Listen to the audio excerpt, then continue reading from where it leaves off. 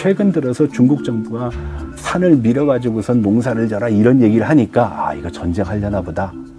가뜩이나 군함도 많이 만들고 비행기도 많이 띄우고 국방비도 많이 증가하니까 전쟁을 하려나 보다 라고 하지만 그거 전쟁은 단순히 대만이라는 섬 하나 점령하거나 파괴시키는 데 목적이 있는 게 아닙니다. 이것을 지키기 위해서 뒤에 미국이 있고 쿼드가 있고 그리고 유엔이 있고 전 세계가 있거든요. 전 세계 미국의 가장 큰 힘은 군사력도 있지만 금융의 힘, 과학기술의 힘, 세계인을 유치하는 힘, 그리고 엄청나게 강한 달러의 힘이 있습니다. 그걸로 중국 때리겠다는 겁니다. 수단은 너무나 많아요. 그럼 중국이 지금 할 수 있는 건 뭐죠? 별로 없어요. 그래서 친구를 많이 새기고 있습니다, 중국이. 근데 중국은 지금 어떤 나라에 돈을 꿔주고 있느냐? 가난한 나라. 그리고 돈을 꿔주고 자기가 다시 거기서 단물을 빨아먹습니다. 그래서 우리 돈 못 갚겠는데 그럼 한국 100년 조차해야지. 도로 이거 우리가 써야지. 창고 우리가 써야지 합니다. 그렇게 되면은 그것이 긍정적인 재생산이 아니고 악순환이 연속이 되는 거가 되기 때문에 매몰 비용으로 작용하는 거예요. 중국 아프리카 포럼이라는 거를 한 번은 중국에서 한 번은 아프리카에서 하거든요. 그때 시진핑 앞에 아프리카 대통령들이 정상들이 줄을 쫙 씁니다. 시진핑이 고와서 쓰는 게 아니에요. 빚 갚아야 되는데 빚 갚을 능력이 안 돼요. 탕감해 주세요. 그럼 시진핑은 100억 불 탕감, 3년 유예 뭐 이런 식으로 해줍니다. 결국에는 타이완, 그러니까 대만 해협 쪽의 긴장을 고조시키지 않겠느냐라는 이런 우려 섞인 그런 예상도 나오는데 그 가능성에 대해서는 어떻게 보십니까? 우리가 보통 국내적인 문제를 해결하기 위해서 국외적인 요인을 활용하는 방법, 혹은 다른 데로 눈을 돌리기 위해서 다른 방법을 활용하는 방법을 일반적으로 생각을 합니다. 근데 그렇기 위해서는 계산을 먼저 해야 되겠죠. 가능한가? 네. 계산을 잘못해가지고선 돈은 엄청 들었고 희생은 엄청 커졌는데 소기의 목적은 달성하지 못한다라 그러면 더 큰 위기에 빠질 수 있습니다. 중국이 만약에 전쟁을 계획한다 그러면은 몇 가지 지표를 살펴보셔야 됩니다. 첫 번째로는 충분한 에너지원을 갖고 있는가, 석유 비축량, 천연가스 비축량, 이것이 충분한가를 봐야 돼요. 그리고 또 한 가지가 식량입니다. 최근 들어서 중국 정부가 산을 밀어가지고선 농사를 져라 이런 얘기를 하니까 아 이거 전쟁하려나 보다. 가뜩이나 군함도 많이 만들고 비행기도 많이 띄우고 국방비도 많이 증가하니까 전쟁을 하려나 보다 라고 하지만 그거 전쟁은 단순히 대만이라는 섬 하나 점령하거나 파괴시키는 데 목적이 있는 게 아닙니다. 이것을 지키기 위해서 뒤에 미국이 있고 쿼드가 있고 그리고 유엔이 있고 전 세계가 있거든요. 우리가 우크라이나 전쟁 보면 됩니다. 러시아가 후레칠 때 한 2주면 끝날 줄 알았는데 지금 1년 지났습니다. 오히려 러시아가 고전하고 있다는 얘기를 듣거든요. 중국 시진핑에게는 굉장히 큰 충격으로 다가왔을 겁니다. 왜? 중국의 대부분 무기가 러시아제 카피한 거거든요. 그게 지금 별로 효과가 없네? 라는 것이 증명이 됐고 전쟁을 동원하기 위해서 1대1의 전쟁은 수월하지만 다대1의 전쟁은 만만치 않다. 그리고 대만을 지키는 것이 보통 나라가 아니라는 거예요. 미국, 영국, 프랑스, 일본, 심지어는 인도 태평양 전략에서 인도도 거기 들어가니까 이게 가능할까? 저는 쉽지 않다라고 봅니다. 그리고 대만은 지금 세계의 첨단, 우리의 미래를 책임지는 산업의 쌀을 생산을 해내고 있어요. 뭐 파운드리라고 얘기하고 뭐 그런 얘기들 하지 않습니까? 지금 대만을 친다? 만약에 그런 것이 공급이 중단이 된다? 누가 그걸 용납하겠습니까? 그리고 그게 중단이 됐다? 우리는 다시 원시 상태로 돌아가야 된다는 얘기인데 그거 가당치 않습니다. 오히려 다른 방법을 쓰는 것이 나을 겁니다. 훨씬 더 중국에 대한 매력을 발산해서 대만인들이요 중국으로 넘어오라, 중국을 지지하라, 투표해서 바꾸는 방법이 있거든요. 중국은 투표가 안 되지만 대만은 내년에 총통선거가 있고 지방의회 선거가 있으니까 투표로 바꾸는 방법이 있는데 지금 중국이 매력 발산을 하기 위해서는 갖가지 노력을 다해야 되겠지만 수단은 만만치 않다라는 겁니다. 과거에는 중국이 잘 나갔어요. 경제 성장률 9%, 8%, 7%. GDP 증가하고 잘 나갔으니까 많은 대만인들이 중국 경제에 대한 의존도, 중국 경제에 대한 어떤 기대감, 잠재력을 굉장히 높이 봤지만 지금 중국이 저렇게 곡소리하고 있다라고 하면은 대만이 중국에 대한 매력을 느낄까요? 대만은 참고로 코로나 시기에 한국의 1인당 GDP를 넘어섰습니다. 반도체 하나 가지고. 예. 대만이 그런 자신감을 갖고 있는데 대만이 지금의 현상을 바꾸는 그러한 결정을 하리라고는 생각하지 않습니다. 중국이 대만을 하려면은 굉장히 강력한 힘이 필요한데 그 힘보다 더 강한 힘은 물리적인 힘이 아니라 매력 공세입니다. 왜? 대만은 어차피 선거로 바꿀 수 있으니까. 근데 그 매력이 지금 남아있지 않다라는데 중국이 가지고 있는 고민이 있을 겁니다. 군사적으로도 그렇고 정치적으로도 그렇고 네, 보통 우리가 상륙전을 하면은 최소 3배의 희생이 된다고 얘기하거든요. 그러니까 뭐 서만을 하는데 보통 10만 가지고 전쟁한다 그러면 30만을 투입해야 된다는 겁니다. 중국에 인구 많으니까 문제 없다라고 얘기하지만 그거 그렇게 쉽게 우리가 산술적으로 계산하는 거 아닙니다. 근데 중국은 뭐냐? 인구가 줄어들면은 생산력이 감소하기 때문에 1등 국가가 될 수 없어요. 중국이 얘기하는 1등 국가는 미국에 견주는 국가입니다. 그래서 한때 시진핑이 뭐라고 얘기했습니까? 2030년 우리가 미국 앞질른다. 중국 경제 세계은행의 부총재를 지냈던 리니프라는 경제학자가 있는데 그 사람도 2030년에는 미국을 앞질른다. 2040년에는 우리가 전 세계를 주재하는 마음대로 휘젓는 그런 나라가 될 것이다. 그거 인구 많았을 때, 경제 발전 계속했을 때, 그리고 사람들의 생활의 질이 공통적으로 높아졌을 때 가능한 얘기입니다. 예. 자, 그런 측면에서 보면 미국은 왜 강하고 위대하냐? 미국은 에너지를 의존하지 않아요. 자국에서 다 나요. 우리가 미국 쌀 먹고 미국 쇠고기 먹지 않습니까? 전 세계가 미국 소고기 먹습니다. 미국은 식량을 자급자족하는 나라입니다. 전쟁을 수행하는 데 있어서 두 가지, 에너지와 식량을 자급자족하지 못하는 나라는 장기전을 수행할 수가 없습니다. 미국은 그거를 전 세계에서 유일하게 갖춘 나라예요. 그러니까 미국은 전쟁이 두렵지 않습니다. 그러니까 미국이 매일 하는 그거 있죠. 화이팅 투나잇. 오늘 저녁이라도 싸울 수 있다. 아무 나라나 싸울 수 있는 게 아니에요. 그렇죠. 예. 자, 그러면은 몇 가지 요즘 미국이 중국을 후려친 얘기를 잠깐 뭐 곁다리로 이제 설명을 드리겠습니다. 첫 번째 블링컨이 갔죠.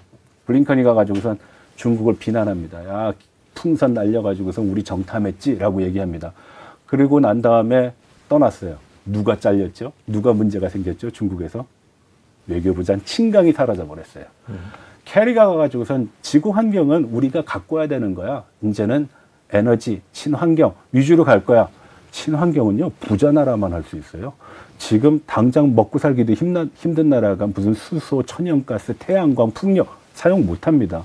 중국이 경제 위기에 지금 직면했는데 풍력, 태양광, 신생에너지, 재생에너지 활용한다? 그거 쉽지 않은 얘기입니다. 세 번째 누가 왔냐? 옐런 재무장관이었습니다. 재무장관이 뭐라 그러냐? 우리 재무 튼튼해. 우리 금리 올리는데 니네 힘들 수도 있다. 그리고 딱 떠나니까 런민비가 춤을 춥니다. 그러면서 그때서부터 지속적으로 평가 절하가 됩니다. 수출도 안 되고 투자도 안 들어오고 여러 가지 문제가 많죠. 요번에 상무장관이 갔거든요. 상무장관이 갔을 때 많은 언론은 뭐라고 얘기했냐면은 미국이 올리브 가지를 던진다. 네. 이제 평화의 무드가 좀 조성되나 보다. 교류를 할 건가 보지. 그래. 디커플링이 아니라 디리스킹을 한다라고 생각을 했는데 가고 나서 뭐라고 얘기합니까? 상무장관이 우리 니네 후레칠 매 많거든. 까불면은 맞아. 뭐부터 맞을래? 라고 얘기합니다. 뭐부터 맞을래? 한번 얘기 들어볼까요? 환율 가지고 때릴 수 있습니다. 전 세계 미국의 가장 큰 힘은 군사력도 있지만 금융의 힘, 네. 과학기술의 힘, 세계인을 유치하는 힘, 그리고 엄청나게 강한 달러의 힘이 있습니다. 그걸로 중국 때리겠다는 겁니다. 수단은 너무나 많아요. 그럼 중국이 지금 할 수 있는 건 뭐죠? 별로 없어요. 그래서 친구를 많이 새기고 있습니다, 중국이.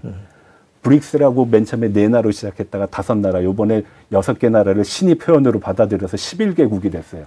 그리고 그 나라들한테 돈을 많이 줬거든요. 1대1로 같이 협력하자. 근데 그 나라의 면면을 보니까 부도 직전의 국가가 대부분이에요. 아르헨티나. 네, 그런 나라들이거든요.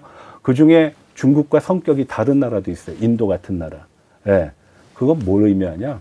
중국이 세계를 끌고 나가기 위해서는 근사한 친구들이 필요한데 그 주변에는 근사한 친구들이 아직 없다. 예. 그런 측면에서 보면은 미국의 동맹, 뭐 우방국가로 조성된 나라들의 면면을 한번 보겠습니다. 파이브 아이스라 그러는데 거기 파이브 아이스 보게 되면은 카나다, 뭐 뉴질랜드, 뭐 영국 이런 나라들 잘 사는 나라예요. 쿼드, 호주, 미국, 뭐 일본, 인도는 뜨는 태양이죠. 네, 또 괜찮아요. 거기 한국도 지금 좀 이렇게 뭐 이렇게 맛을 보고 있죠. 네. 그런 걸 보게 되면은 미국의 주변은 강자들이 서 있고 중국의 주변에는 약자들의 병든 자들이 서 있는 거예요. 모르긴 해도 앞으로의 경제는 지정학적인 요인, 정치 외교적인 요인을 감안하지 않으면은 크게 혼이 날 수 있는 상황이 도래할 거라고 저는 봅니다. 대표적인 몇 나라가 있습니다. 온두라스, 니카라과, 미국의 뒷정원에 있는데 미국을 버렸어요. 그런 나라들이 지금 부자가 될 수 있을까요? 예전에 멕시코 말 잘 안 들었거든요. 밤에 몰래 미국 땅 넘어가. 그래서 트럼프 때 장벽 친다고 하지 않습니까? 그런데 지금 대미 수출 1위국이 멕시코예요. 버는 돈은 달러입니다. 지금같이 달러가 비쌀 때 달러 버는 건 괜찮죠. 예. 미국 버리지 않죠. 예.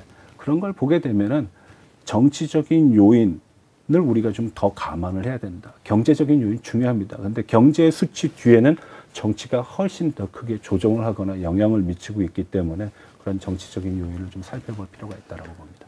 중국의 외교를 놓고 보면 이렇게 지원을 많이 해주지 않습니까? 못 사는 나라들 특히 지원을 네. 많이 경제적으로 해주는데 중국 경제가 이렇게 내려앉으면 중국의 외교력도 점점 떨어질 거다 이렇게 봐도 되는 건가요? 그렇습니다. 이게 1대1로를 가지고 외국에다가 돈을 지원을 한 거거든요. 그 지원 방법은 저는 뭐 나쁘진 않다라고 생각해요. 왜? 외화가 그만큼 들어오면은 인플레이션이 조장될 수 있기 때문에 그 돈을 돌려가지고선 투자를 하는 거라고 생각하면 괜찮은데 투자 대상국이 경제 성장을 해서 그 돈을 갚으면은 문제가 안 됩니다. 그걸 잘한 나라가 일본이에요.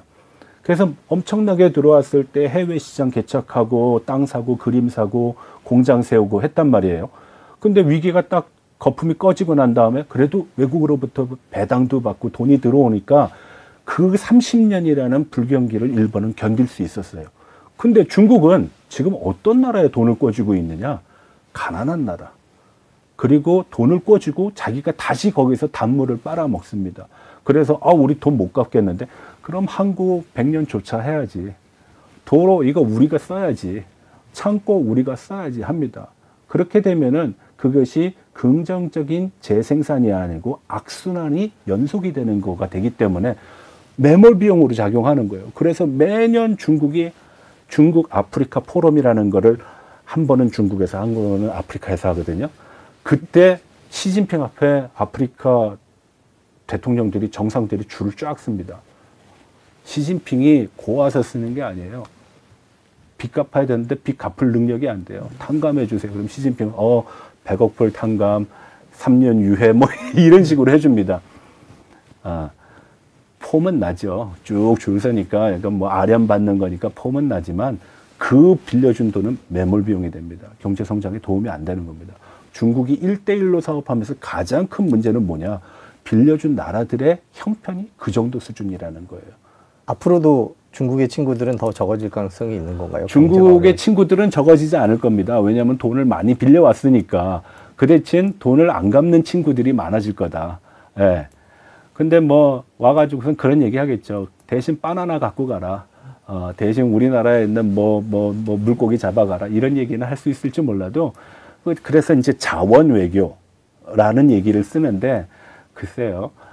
자원은 항상 가난한 나라들한테는 악으로 작용하는 경우가 많거든요. 예, 그래서 좀 더 두고 볼 일이지만 분명한 거는 중국의 친구들은 정상적인 국가는 별로 없다. 그리고 대부분은 상당히 열악한 조건에 있고 그리고 세 번째는 돌변할 수 있는 국가들이 많다라는 겁니다. 누가 좀 더 주겠다. 그럼 그쪽으로 갑니다. 폴리네시아에 있는 국가들이 그랬죠.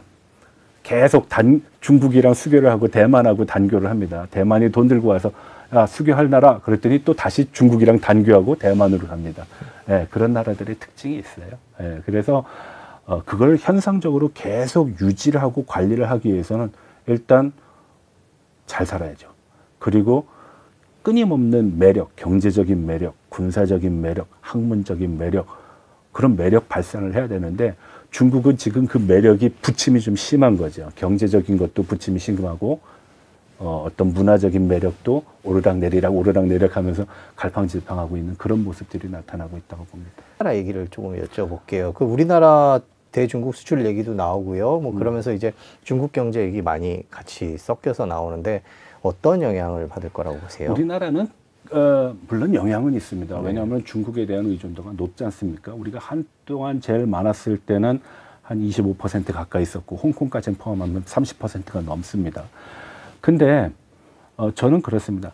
자본주의가 갖고 있는 힘, 민주주의 국가가 갖고 있는 힘, 뭐냐? 민주주의 국가만이 선진국이 됩니다. 한번 보십시오. 사회주의 국가 중에 선진국 보신 적 있으세요? 가려고 했던 국가들은 있습니다. 근데 다 미끄러져 내렸어요.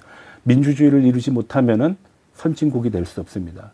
개도국 중에 그런 나라들도 있어요. 필리핀이 그랬고 아르헨티나가 그랬어요. 자, 근데 민주주의의 특징과 자본주의가 결합이 되면 어떻게 하느냐? 살 길을 무진장 애쓰면서 찾아갑니다. 예. 그래서 중국 수출은 줄어들고 있지만 미국 수출은 늘어나고 있어요. 물론 그게 정비를 해가지고선 충격이 없는 건 아니지만 일단 우리는 또 다른 시장을 개척하는 그런 일단의 뭐 노력도 있고 어떤 뭐 시도도 있는 거에 비해서 중국은 그것이 정부에 의해서 국가에 의해서 통제가 되고 있으니까 굉장히 제한적이고 그리고 한계가 분명하다라는 걸 말씀드리고 있습니다. 우리나라는 과거에 우리도 짝퉁 만들었고 과거에 우리도 요소 투입에 계속 사람만 투입했지만 이제는 기술이 들어갑니다. 그래서 과거와 달라진 거예요. 근데 제가 여기서 드리고 싶은 말씀은 한 가지가 있습니다. 우리가 앞으로 수출을 할 때는 싼 물건, 가성비 좋은 물건 이거 강조하면 안 됩니다. 가성비가 좋은 물건요. 환율 변동에 따라서 제값을 못 받는 현상. 니네 환율 평가 절하됐잖아. 싸게 좀 넘겨. 그러면은 그 값어치를 인정받지 못해요. 명품은 어려울 때 더 비싸게 팔고 더 잘 팔립니다. 그런 명품을 만들어야 되는. 그래서 우리가 첨단 산업이라든지 미래 산업에 주력하는 이유, 그리고 대한민국이 성장한 이유도 그거거든요. 중국도 하고 싶어 합니다. 그게 뭘까요? 중국 제조 2025입니다. 근데 미국의 철퇴를 받고 있죠. 미국의 제재를 받고 있죠. 그래서 굉장히 어렵다라는 겁니다. 중국에서 만든 휴대폰 싸죠. 구글 안 돼요. 유튜브 못 봅니다. 예. 메시지 보내는 거 잘 안 됩니다. 그 중국 사람들이나 쓰지 누가 쓰겠어요. 예. 그럼 두 대씩 들고 다녀야 되는데. 예. 그래서 그런 문제가 있다. 그래서 우리는 부가가치를 높이는 방법을 찾는 것이 미래에 갈 것이지 싸고 좋은 물건, 싸고 좋은 물건은 대접받기 힘듭니다. 그래서 환율이 좋아야 됩니다. 지금 우리가 환율이 굉장히 좀 낮은데 수출 잘 되는 거 아니야?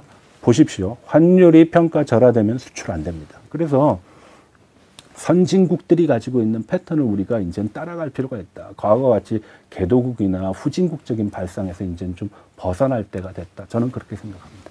그러면은 이번 영향을 계기로 대한민국도 좀 바뀌어야 된다. 네, 그렇습니다. 거죠. 제가 만약에 뭐 정부에 대해서 이런 것을 하면 어떨까 하고 몇 가지 제안을 드리면은 첫 번째로는 중국에 가 있는 기업들에 대한 면밀한 조사가 필요합니다. 거기서 경쟁력 없으면은 빨리 리쇼어링 해가지고 한국으로 돌아와서 살게 하든지 아니면은 더 못한 나라에 가서 생산 단가를 낮추든지 그 방법을 빨리 택하지 않으면은 아주 빠져나오기 힘든 상황이 될 수도 있습니다. 두 번째, 중국에서 사업하는 사람은요, 번 돈을 거기 다 재투자를 해야 돼요. 갖고 나오지를 못해요. 그럼 갖고 나올 수 있게끔 하려면은 잘 그걸 해야 되거든요. 삼성이 빠져나온 것처럼만 하면 됩니다. 근데 보통 기업들은 그거 못해요. 그래서 그러한 중국 기업에 대한 조사가 필요하고, 두 번째로는 기술 입국의 면모를 다져야 됩니다. 중국하고 경쟁, 중국은 계속 따라오고 한국 거 카피할 거기 때문에 어차피 우리가 일정 정도 시간 지나면 넘겨줘야 돼요. 초격차라는 걸 하기 위해서 우린 진짜 뭐 새침말로 발에 땀나게 움직여야 되는데 발에 땀나게 움직이려면 첨단으로 가고 명품을 만드는 수밖에 없습니다. 예, 중국이 가장 취약한 점도 그런 거고. 그리고 세 번째로는 브랜드를 강화를 해야 된다라고 봅니다. 우리 지금 한류 가지고만 얘기하는데 대한민국 전체가 하나의 브랜드가 돼야 된다고 생각을 해요. 중국이란 브랜드가 세계적으로 먹히지 않기 때문에 지금은 그래도 우리가 안심하고 한류를 얘기할 수 있지만 어느 순간부터 중국 풍이 불어서 한류만큼 따라온다 그러면 그때 또 우리 고민하게 됩니다. 한류라는 거 가난하면 한류 잊지 못합니다. 저는 그렇게 생각해요. 중국이 잘 나갔을 때 공자학원 전 세계로 퍼져나갔어요. 중국이 쪼그라들고 딴짓거리 하니까 거기에 대한 의심이라든지 견제로 줄어들고 있는 거거든요. 그러나 무엇보다도 경제 잘 살아야 된다. 잘 살고 볼 일입니다라는 것이 정답이라고. 타이완 해협은 타이완과 중국 사이에 있는 그 바다인데 이게 이제 얼마나 가깝냐면 이제 아주 넓은 데가 한 400km 정도 되고요. 이렇게 아주 좁은 데가 한 100km 남짓밖에 되지 않아요. 네. 그래서 엄청나게 지리적으로 굉장히 가까워서 아무래도 이제 미국 군함이 거기를 지나갔다고 하면 중국이 긴장할 수밖에 없는 예, 상황입니다. 중국과 미국이 이제 어떻게 나오냐는데 이 중국은요 사실 이것도 놀랍지 않는 게 아주 예전부터 대만 대선에 관여를 한다라는 이런 이 루머들이 계속 나오고 있습니다. 최근 미국과 캐나다의 군함이 타이완 해협을 통과했다라는 기사가 나왔습니다. 중국이 모든 과정을 감시하고 있겠다라는 기사가 있고 또 다른 기사는 일본이 또 등장하는데 중국의 항공모함이 오키나와 남쪽 해역에서 뭐 움직이는 것을 확인했다. 또 이런 기사가 나왔고요. 중국이 또 타이완 주변에 뭐 20척을 보내 무력 시위를 했다. 타이완 주변을 둘러싼 이런 기사들이 계속 나오는데 그 교수님 보시기에 최근에 이렇게 타이완 해협, 타이완 주변에서 미국과 중국, 뭐 일본 이런 나라들이 서로 이렇게 대립 갈등 이런 모습을 보이고 있는데 어떻게 보셨어요? 요즘에 이런 기사가 부쩍 이제 많이 눈에 띈다고 할 수 있는데요. 근데 이게 사실은 요즘에 나온 기사는 아닙니다. 네. 그래서 제가 이걸 설명하기 전에 일단 이 타이완 해협이 왜 중요한지에 대해서 먼저 한번 말씀드리고 싶은데요. 타이완 해협은 타이완과 중국 사이에 있는 그 바다인데 이게 이제 얼마나 가깝냐면 이제 아주 넓은 데가 한 400km 정도 되고요. 이렇게 아주 좁은 데가 한 100km 남짓밖에 되지 않아요. 네. 그래서 엄청나게 지리적으로 굉장히 가까워서 아무래도 이제 미국 군함이 거기를 지나갔다고 하면 중국이 긴장할 수밖에 없는 예, 상황입니다. 아주 가까워서 보니까 2019년도랑 2021년도 각각 2번 중국 이쪽에 후젠성이라고 해서 이쪽에서 남성이 고무보트를 타고 무동력 고무보트를 타고 넘어온 적이 있습니다. 그래서 그 정도로 굉장히 이 억세스가 가능하다라고 이제 볼 수가 있죠. 네. 지금 교수님께서는 국적이 타이완이신 예, 맞습니다. 거죠? 네. 지금 이런 분위기를 현지에서는 어떤 식으로 받아들이고 있는지 궁금해요. 그러니까 이게 사실은 이게 처음이 아닙니다. 제가 이제 조사를 좀 해봤는데 보니까 2007년부터 시작해서 매해 거의 10번 남짓 이렇게 미국 군함이 이제 지나가요. 심지어 2021년도에는요, 평균 월 한 번씩, 2022년도에는 13번. 그리고 올해는 사실 올해까지는 이제 2번 정도 이제 지나갔다고 보시면 돼요. 그래서 이게 그렇게 뭐 흔한 일이에요, 사실은요. 네, 자주 있는 일입니다. 그럼 타이완 국민들께서는 이런 논쟁에 대해서 좀 익숙하실 수도 있겠네요. 어떻게 보면 조금 이제 피곤하죠. 왜냐면 예전부터 지속돼 왔던 이런 이슈들인데 이게 최근에 아무래도 미국과 중국 관계가 이제 엄청 나빠지면서 이제 재조명된 거지. 저 입장에서 봤을 때는 뭐 늘 올해는 이제 겨우 2번이라서 작년에는 한 약 4번이고 2021년도엔 거의 월 평균 한 번씩 오기 때문에요. 심지어 이제 언론사들 얘기 들어보면 작년에 너무 적게 군함이 지나가는 거 아니냐, 4번밖에 안 지나가는데 이게 뭐 미국이 타이완을 소홀히 하느냐, 뭐 이런 얘기 기사까지 나온 적이 있었습니다. 본격적으로 미중 갈등 얘기를 좀 여쭤보겠습니다. 최근에 그 중국 경제가 흔들리면서 뭐 관심을 돌리기 위해서 타이완을 침공하는 것 아니냐 이런 기사들도 나오고 있고요. 뭐 미 하원 위원장이 시진핑이 중국 경제 어려질수록 대만 침공 가능성이 높다 이런 얘기도 했습니다. 그러면서 이제 사람들의 관심이 그쪽으로 쏠리고 있는데 어떻게 보십니까? 그럼. 그러니까 이것도 역사적으로 저희가 한번 살펴봐야 되는 게 이제 예전에 이제 중국에서 중화민국과 중화인민공화국, 그래서 저희가 소위 말하는 국권 내전 때부터 시작해가지고 이제 양측이 쭉 싸워왔지 않습니까? 그리고 나서 이제 장개석이 대만으로 이제 후퇴하고 나서 퇴진하고 나서 그때부터도 계속 대립 관계였어요. 네. 그리고 나서 보니까 1950년대 이 한반도 전쟁이 났었죠. 한반도 전쟁이 나면서 미국이 이제 이 타이완 해협을 어떤 중립적인 지역으로 이제 선언을 하면서 이제 그 침범이 잠시 이제 멈췄다가 다시 한 54년도쯤인가요? 그때 이제 금문섬이라고 대만에 아주 가까운 주요 이제 군사 지역인데 금문섬을 이제 폭격을 합니다. 네. 그래서 사실은 이러한 이렇게 군사적인 위협이라든지 이런 것들은 사실 한 80년 전부터 쭉 있어 왔어요. 그래서 그 이후에도 자주자주 이렇게 이런 식으로 위협을 해왔고요. 이제 심지어 2016년도에 그 현재 집권당인 민진당, 그렇죠? 이제 대만은 독립해야 된다라고 주장하는 이 당 이제 대통령이 취임했을 때는 대만 아예 섬을 이렇게 둘러서 15일 동안 둘러서 2번 정도 이렇게 위협을 한 그런 사건이 있었습니다. 그래서 그 이후부터 사실은 이렇게 도발은 끊임없이 있었어요. 예. 근데 이번에 유독 이렇게 재조명되는 거는 이제 어떻게 보면 국제사회의 관심이죠. 예, 대만에 대한. 예. 유독 이런 얘기들이 나오는 이유는 뭐라고 생각하십니까? 또 경영학과 교수시니까 최근 중국 경제랑 이렇게 맞물려서 그런 해석들이 많이 나오는데 그런 거에 대해서는 어떻게 생각하세요? 근데 아무래도 뭐 경제적으로 봤을 때 지금 좀 어려우니까 시선을 좀 약간 돌리자 뭐 이런 의도가 있을 수도 있는데 최근에 제가 보니까 대만에서 뭐가 있었냐면요. 네. 이 2023 지역 정치라는 어떤 포럼을 대만에서 이제 열었어요. 그래서 바로 엊그제입니다. 엊그제 한 13일 정도에 열었는데 거기 이제 미국의 뭐 시카고대, 하버드대에 관련된 정치학 교수들이 이제 타이완에 와서 이제 이 강연을 하고 거기에 대해서 이제 토론이 이제 이루어졌어요. 그래서 대만 전 대통령도 참석을 했고요. 전 뭐 싱가포르 주재 유엔 대사도 이제 참여를 했는데 이제 거기서 이제 나온 얘기가 대만이 굳이 이렇게 독립이라는 그런 단어를 쓰지만 않으면 사실상 중국이 침범할 가능성이 굉장히 낮다라는 겁니다. 왜냐하면 군사적으로 봤을 때 제가 군사는 정확하게 잘 모르지만 어쨌든 이게 타격을 하려면 한 번에 타격을 해서 한 번에 제압을 해야 되는데 이제 그럴 수 있는 능력이 지금 있는가라는 게 가장 큰 이제 의문입니다. 왜냐하면 미국도 있고 일본도 있고 해서요. 네. 그 타이완 국민들은 그런 지금 밖에서 외부에서 보는 그런 시선에 대해서 중국이 침공할 수 있다는 그런 우려에 대해서는 어떤 생각들을 주로 갖고 있을까요? 이것도 아까 말씀드린 것 같이 쭉 있었던 이제 위협이기 때문에 아무래도 뭐 이번에는 진짜 치나 아닌가 뭐 이런 의심을 품을 수도 있죠. 저희 입장에서 봤을 때는 특히 지금 사실은 대만에서 대선이 지금 중이라서 사실은 대선 쪽으로 좀 더 이제 쏠려서 이게 아무래도 이제 정치적으로 이슈가 많이 되죠. 미중 갈등과 타이완의 선거 어떤 영향이 있고 어떻게 진행되고 있나요?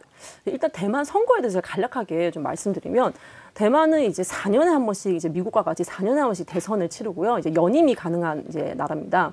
그래서 96년도에 저희가 이제 직선을 시작했어요. 대통령을 이제 직접 국민들이 이제 뽑는 그런 과정을 시작하면서 이번이 이제 한 8번째 선거입니다. 근데 이번 선거와 이제 그간의 선거가 조금 달라요.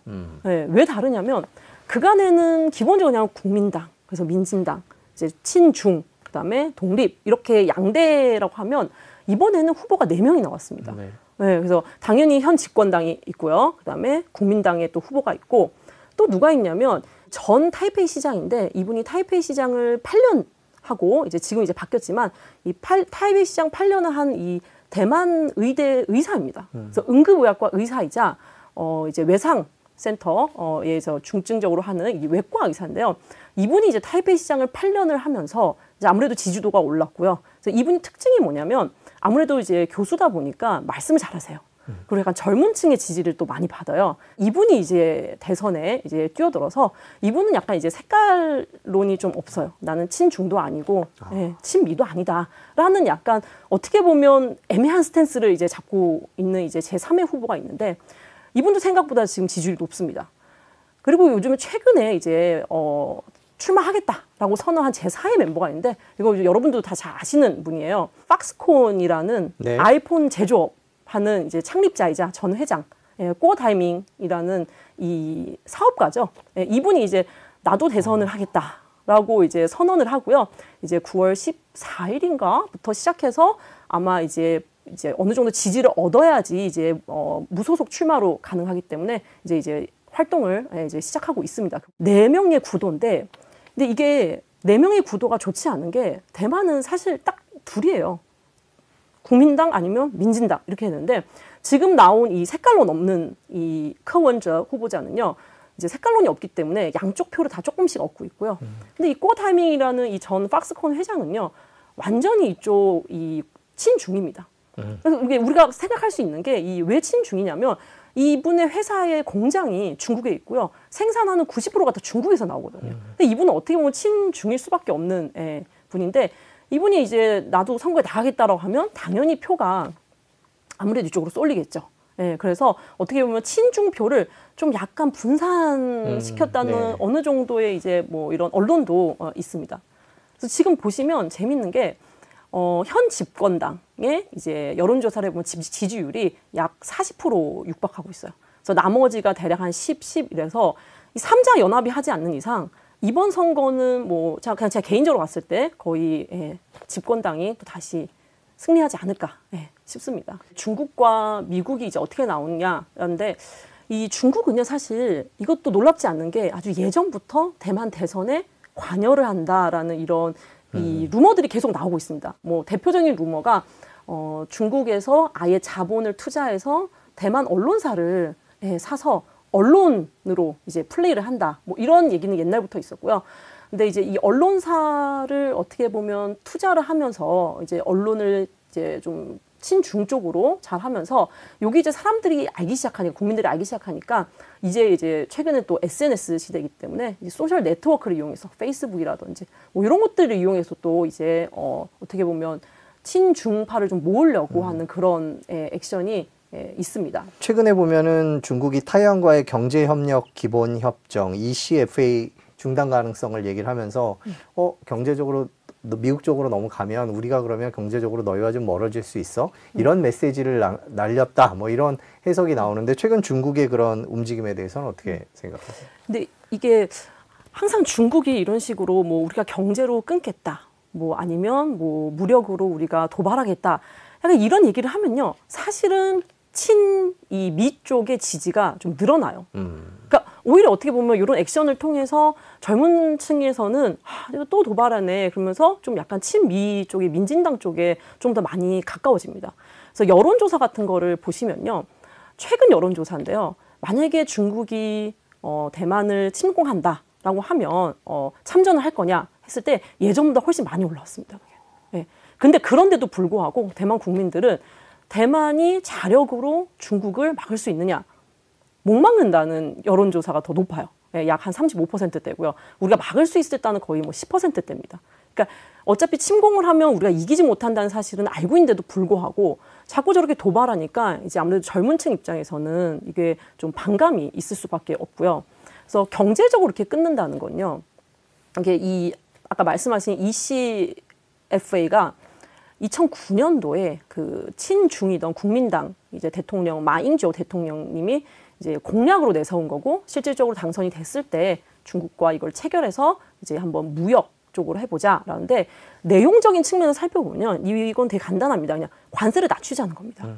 그러니까 몇 가지 품목을 우리가 정하고 서로가 정해서 이 항목들을 넣어서 이 항목들에 대해서는 우리가 관세를 점차 낮춰가면서 궁극적으로 3년 안에 이거를 0% 관세로 만들자라고 합니다. 그래서 대표적인 항목들을 보면 뭐 석유화학, 뭐 기계, 방직업, 운수업, 뭐 금융도 좀 있고요. 그래서 이런 항목들에 대해서 현재 이제 3년이 지났으니까 2009년도에 실행하고 있기 때문에 3년이 지나서 그런 이 산업에 대해서는 이제 관세가 0입니다. 지금 0이에요.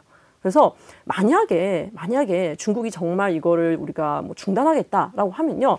이런 산업들에 대해서는 타격이 어느 정도 있는데 이제 문제는 잘 아시는 바와 같이 최근에 대만이 더 이상 이제 석유 화학으로 뭐 수출하고 그런 나라는 아니고요. 저희 이제 반도체 위주로 많이 이제 수출하잖아요.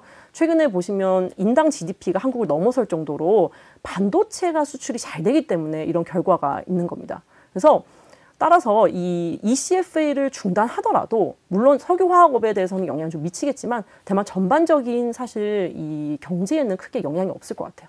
타이완 경제가 중국에 얼마나 의존하고 있나라는 경제 구조를 먼저 보고선 중국의 경제적인 개입을 얘기할 수 있을 것 같아요. 실제로 어떠했고 지금도 또 반도체 때문에 약간 변하고 있을 것 같은데 요즘 상황이 어떻습니까? 그러니까 대만은 이제 중국하고 의존도가 굉장히 높아요. 사실 교류도 엄청 빈번하게 발생하고 많고요. 그래서 대만이 실질적으로 이제 중국 쪽에 가서 사업하는 사람도 엄청 많고요. 네. 그래서 중국에 대한 어떤 이 수출은요, 2009년 우리가 자료를 한번 보면요, 대략 한 1,322억 달러 정도 됩니다. 네. 예, 1,322억 달러 중에서 아까 말씀드린 그 체결된 그 관세를 낮춘다는 이 항목들에 대해서는 수출이 한 200억 정도 달러 정도밖에 되진 않아요, 사실. 그래서 그때 당시에 이제 저희가 생각했을 때는 이제 보고서에 따르면 아마도 대만 GDP는 약 0.4% 정도 GDP를 올릴 가능성이 있고, 뭐 이 취업을 약 6만 명 정도 시킬 수 있다. 그래서 예전에는 저희가 되게 의존도가 높다가 코로나 이후에 점차 의존도가 낮아서 요즘에는 오히려 그래프를 보면요, 유럽에 대한 의존도가 좀 더 높아지고 있어요. 그래서 중국에 대한 의존도가 점점 낮아지고, 더군다나 뭐 석유화학 이쪽 분야에서는요, 한 200억 정도, 한 14%, 16%밖에 차지하지 않기 때문에 사실 그렇게 크게 영향을 미칠 것 같지는 않습니다. 중단을 하더라도. 최근 그 반도체와 관련돼서 미국의 중국에 대한 제재가 계속되고 있는데요. 그러면 타이완과 중국 경제는 반도체로 얽히기에는 조금 힘든 상황인 거죠? 예, 반도체로는요, 현재 얽히고 있지 않는 상황입니다. 그래서 아시겠지만 이 TSMC라는 회사가 전 세계의 반도체 거의 한 80% 정도 차지하고 있는 그 회사인데, 이 TSMC는요, 중국에 공장이 없어요. 예. 완전히 없는 건 아닌데 공장인데 되게 이제 조립하고 되게 굉장히 이제 중요하지 않는 그런 공장은 중국에 좀 있는데요. 메인은 전부 다 대만에 있습니다. 메인은. 그래서 생산도 전부 대만에서 한다. 우리는. 그래서 최근에 이제 이 TSMC가 미국에서 공장을 설립을 하고 한다는 뉴스를 보셨을 거예요, 기사를. 근데 그것도 사실 이 TSMC 창업자가 모리스 창이라는 이 전 CEO가 나와서 나는 반대했다. 하지만 현 경영진의 의사 결정이기 때문에 나는 존중한다. 이제 그분은 계속 반도체는 대만에 있어야 된다라고 주장을 합니다. 그래서 오히려 대만의 공장을 좀 더 늘리고 이런 이제 주장을 하고 있죠. 타이완도 당연히 그렇겠지만, 근데 TSMC는 기본적으로 수출은 거의 다 뭐 미국이나 다른 나라로 하죠. 뭐 주로 아시겠지만 애플, 이번에 이제 아이폰 15에 대해서 이 칩은 전부 다 TSMC가 제공하기로 이제 공급하기로 이제 결정이 됐죠. 그리고 뭐 엔비디아, AMD 이런 데가 모두 이제 TSMC 고객인데 대부분 다 미국으로 갑니다. 중국으로 가는 거는 거의 없습니다. TSMC를 포함한 또 다른 분야에 있어서의 타이완 경제 상황은 어떤지 좀 설명을 해주시죠. 타이완 경제 요즘에 뭐 전 세계 경제와 같이 그렇게 뭐 썩 좋은 편은 아닙니다. 잘 아시겠지만 최근에 또 뭐 석유 문제도 있고요. 원가가 많이 올라가고 그래서 네. 경제 자체는 좋지 않고요. 사실 더 심각한 거는요, 물가 상승률입니다. 네. 네, 물가 상승률은 너무 많이 오르고 있는데 이제 월급은 이제 오르지 않고 하는 이제 한국과 거의 비슷한 구조라고 보시면 돼요. 근데 다만 이제 딱 이제 TSMC를 비롯한 뭐 UMC라는 회사, 미디아텍이라는 회사 등 다 반도체 만드는 회사들은 지금 사실상 아직은 괜찮습니다. 워렌 버핏이 TSMC를 팔고 일본으로 옮겼다라는 기사가 나올 때 지정학적 위험 때문이다라는 얘기들도 나오고요. 그러면서 TSMC에 대한 투자 얘기가 좀 있었습니다. 이제 타이완 입장은 어떻습니까? 그런 얘기에 대한 그때 당시 반응이. 그때 당시 난리 났었죠. 네. 그래서 일단 워런 버핏이 TSMC를 샀다라는 기사가 나오자마자 TSMC가 엄청나게 많이 올랐고요.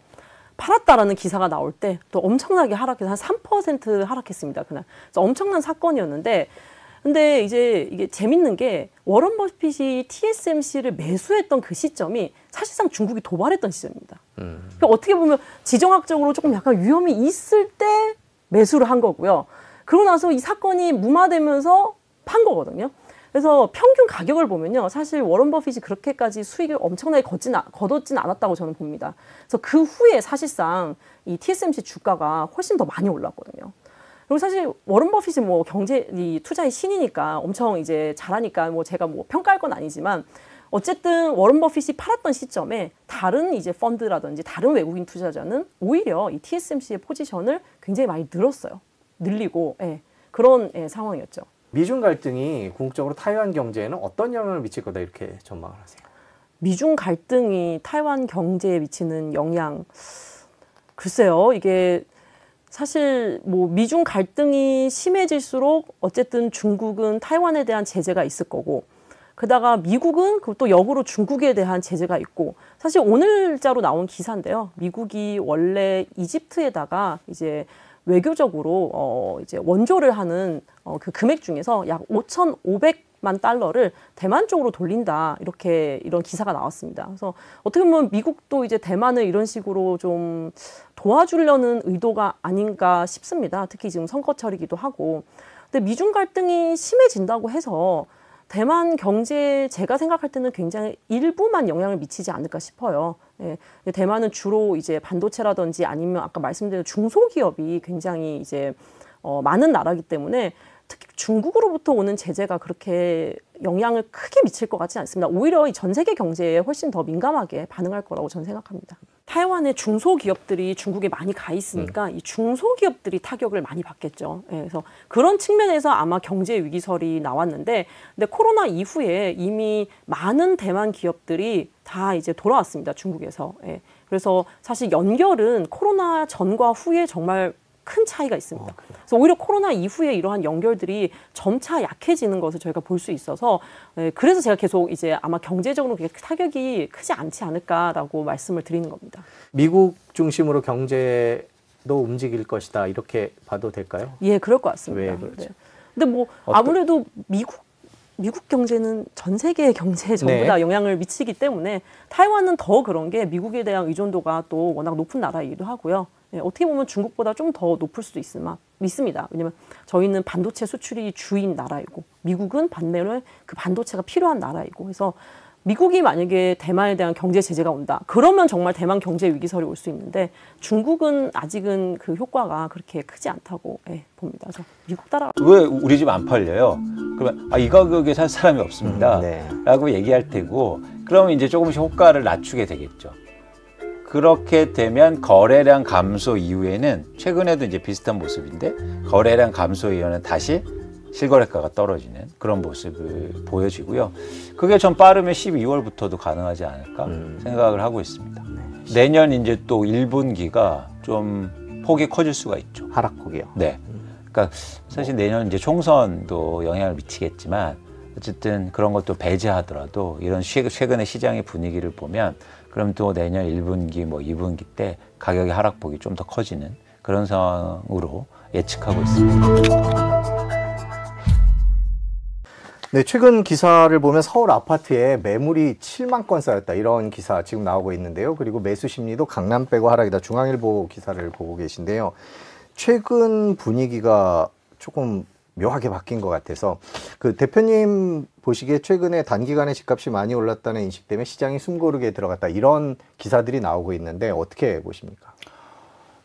일단 현황만 보면 매물이 말씀하신 것처럼 지속적으로 증가하고 있고요. 7만 3천 건 이상을 기록하고 있는데, 이렇게 되면 2000년대 초반 이후로 최대 물량입니다. 그러니까 사실 집값을 결정하는 건 공급과 수요인데, 그중에서 공급은 매도 물량이 단기 집값을 결정하는 데 결정적인 영향을 미치거든요. 그런 측면에서 매물이 쌓여간다는 건 두 가지 의미가 있죠. 하나는 팔려는 사람들이 증가한다는 거하고, 두 번째는 살려는 사람들이 없다는 거예요. 그러니까 팔려는 사람들이 많아도 많이 사면, 즉 거래가 활발하면 매물이 쌓이진 않잖아요. 지금 이제 두 가지가 같이 일어나는 거죠. 매물은 증가하면서 살려는 사람 없으니까 전체 매물의 양이 증가하는 상황입니다. 그리고 말씀하신 것처럼 이제 시장에 저희가 최근에 이제 변동 원인을 좀 고민할 필요가 있는데, 어쨌든 가격이 급락한 다음에 회복을 했잖아요. 상승을 했는데, 사실 거기에서 수요자들은 실수요자들이 많았거든요. 근데 실수요자들은 특징이 뭐냐면, 가격이 다시 오르면 수요를 줄여요. 쫓아가서 계속 살 수가 없단 말이죠. 그래서 지금 이제 가격이 좀 올랐으니까 수요가 줄고 있는 거죠. 그래서 그런 측면에서는 지금 현재 상황은 매도 공급 증가, 그 다음에 수요의 감소, 특히 실수요에, 이렇게 요약하시면 좋으실 것 같습니다. 네. 그 매도 물량 자료를 주셨는데, 저희 자료를 좀 보면서 얘기를 한번 해볼까요? 네. 지금 이게 2000년대 이후 최대라고 했는데, 저게 7만 3천인 거죠, 오른쪽 맞습니다. 숫자가. 이거 일요일 날 숫자인데요. 통상적으로 이렇게 매물이 늘어날 경우에는 가격이 떨어지지 않냐, 아무래도 공급이 많아지니까. 그렇죠. 그런 경향이 있는데, 지금 시장에 그런 분위기가 나타나고 있습니까? 아니면 아직은 아닙니까? 아직은 아니죠. 이제는 이제 왜냐면 이건 개인화시키면 쉬운데, 제가 집을 시장에 내놨어요. 근데 처음부터 시장 분위기가 요즘 살려는 사람 없어서 가격 싸게 팔겠습니다 하는 사람 없죠. 처음에는 예를 들어서 시가가 10억이면 저희 집은 깨끗하니까 11억에 좀 내놔주세요. 이렇게 해서 내놓은 상태죠. 근데 거래가 안 되면 이제 11억에 거래가 안 되면 어떤 일이 벌어지냐면 호가를 좀 낮추겠죠. 이제 앞으로 그런 현상이지 바로 지금부터 호가를 낮추면서 대응하지는 않을 겁니다. 요 최근 몇 달 동안 가격이 살짝 반등했었던 것들은 원인을 뭐라고 봐야 될까요, 이제? 그러니까 두 가지인데요. 그러니까 아주 직접적인 원인은 집값이 떨어지니까 누가 산 거예요. 네. 그러니까 집값이 올랐죠. 네. 근데 이제 왜 샀냐는 거죠. 근데 왜 샀냐면 내가 직접 집을 거주하려고 사는데 집값이 떨어졌으니까 산 거고, 첫 번째 원인은. 두 번째는 뭐냐면 정책 효과가 있었던 거죠. 그래서 뭐 특례 보금자리라든지 아니면 뭐 50년 만기라든지 이런 어떤 대출 확대와 그다음에 각종 정부의 어떤 부동산 정책 이런 거, 그러니까 경착륙을 막기 위한 이런 정책들이 시장에 또 작용되면서 그래서 결국에는 수요자들이 집을 샀다라는 겁니다. 근데 가장 큰 그 두 가지 원인이 지금 바뀌고 있다는 거죠. 하나는 뭐냐면 집값이 다시 좀 올랐으니까 수요가 계속 유지하기는 힘든 거고요. 네. 두 번째 원인은 정책이 그럼 계속될 가능성이 있느냐. 이 정책이라는 건 어떤 특성을 갖고 있어야 되냐면 바로 나온 정책보다 더 세야 효과가 있어요. 그러니까 똑같이 정책이 예를 들어서 특례보금자리론이 그냥 뭐 30조 또 대출하겠습니다. 이런다고 해서 효과를 발휘하지 않고요. 네. 효과를 발휘하려면 또 다른 혜택.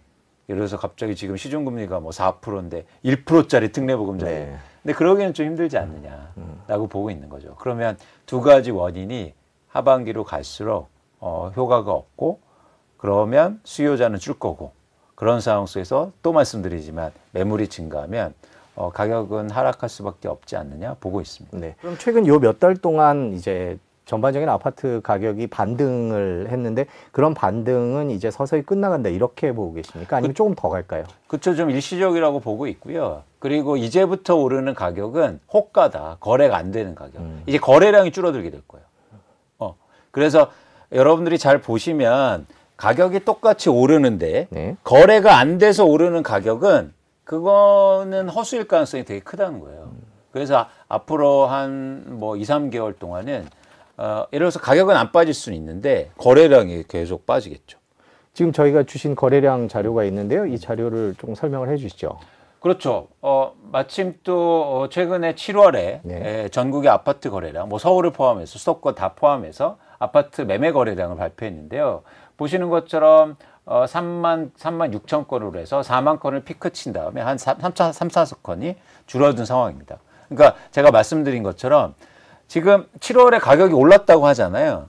근데 그 오르는데 거래량은 떨어지고 있는 거예요. 네. 이건 뭐냐면 무슨 얘기냐면 이 가격이 지속될 가능성이 없다는 거죠. 그래서 이건 뭐 제가 제 주장을 강화하기 위해서 만든 자료가 아니고 이건 실제로 거래가 된 지표이기 때문에 여러분들이 저 매매 거래량의 감소를 좀 의미 있게 보실 필요가 있다는 겁니다.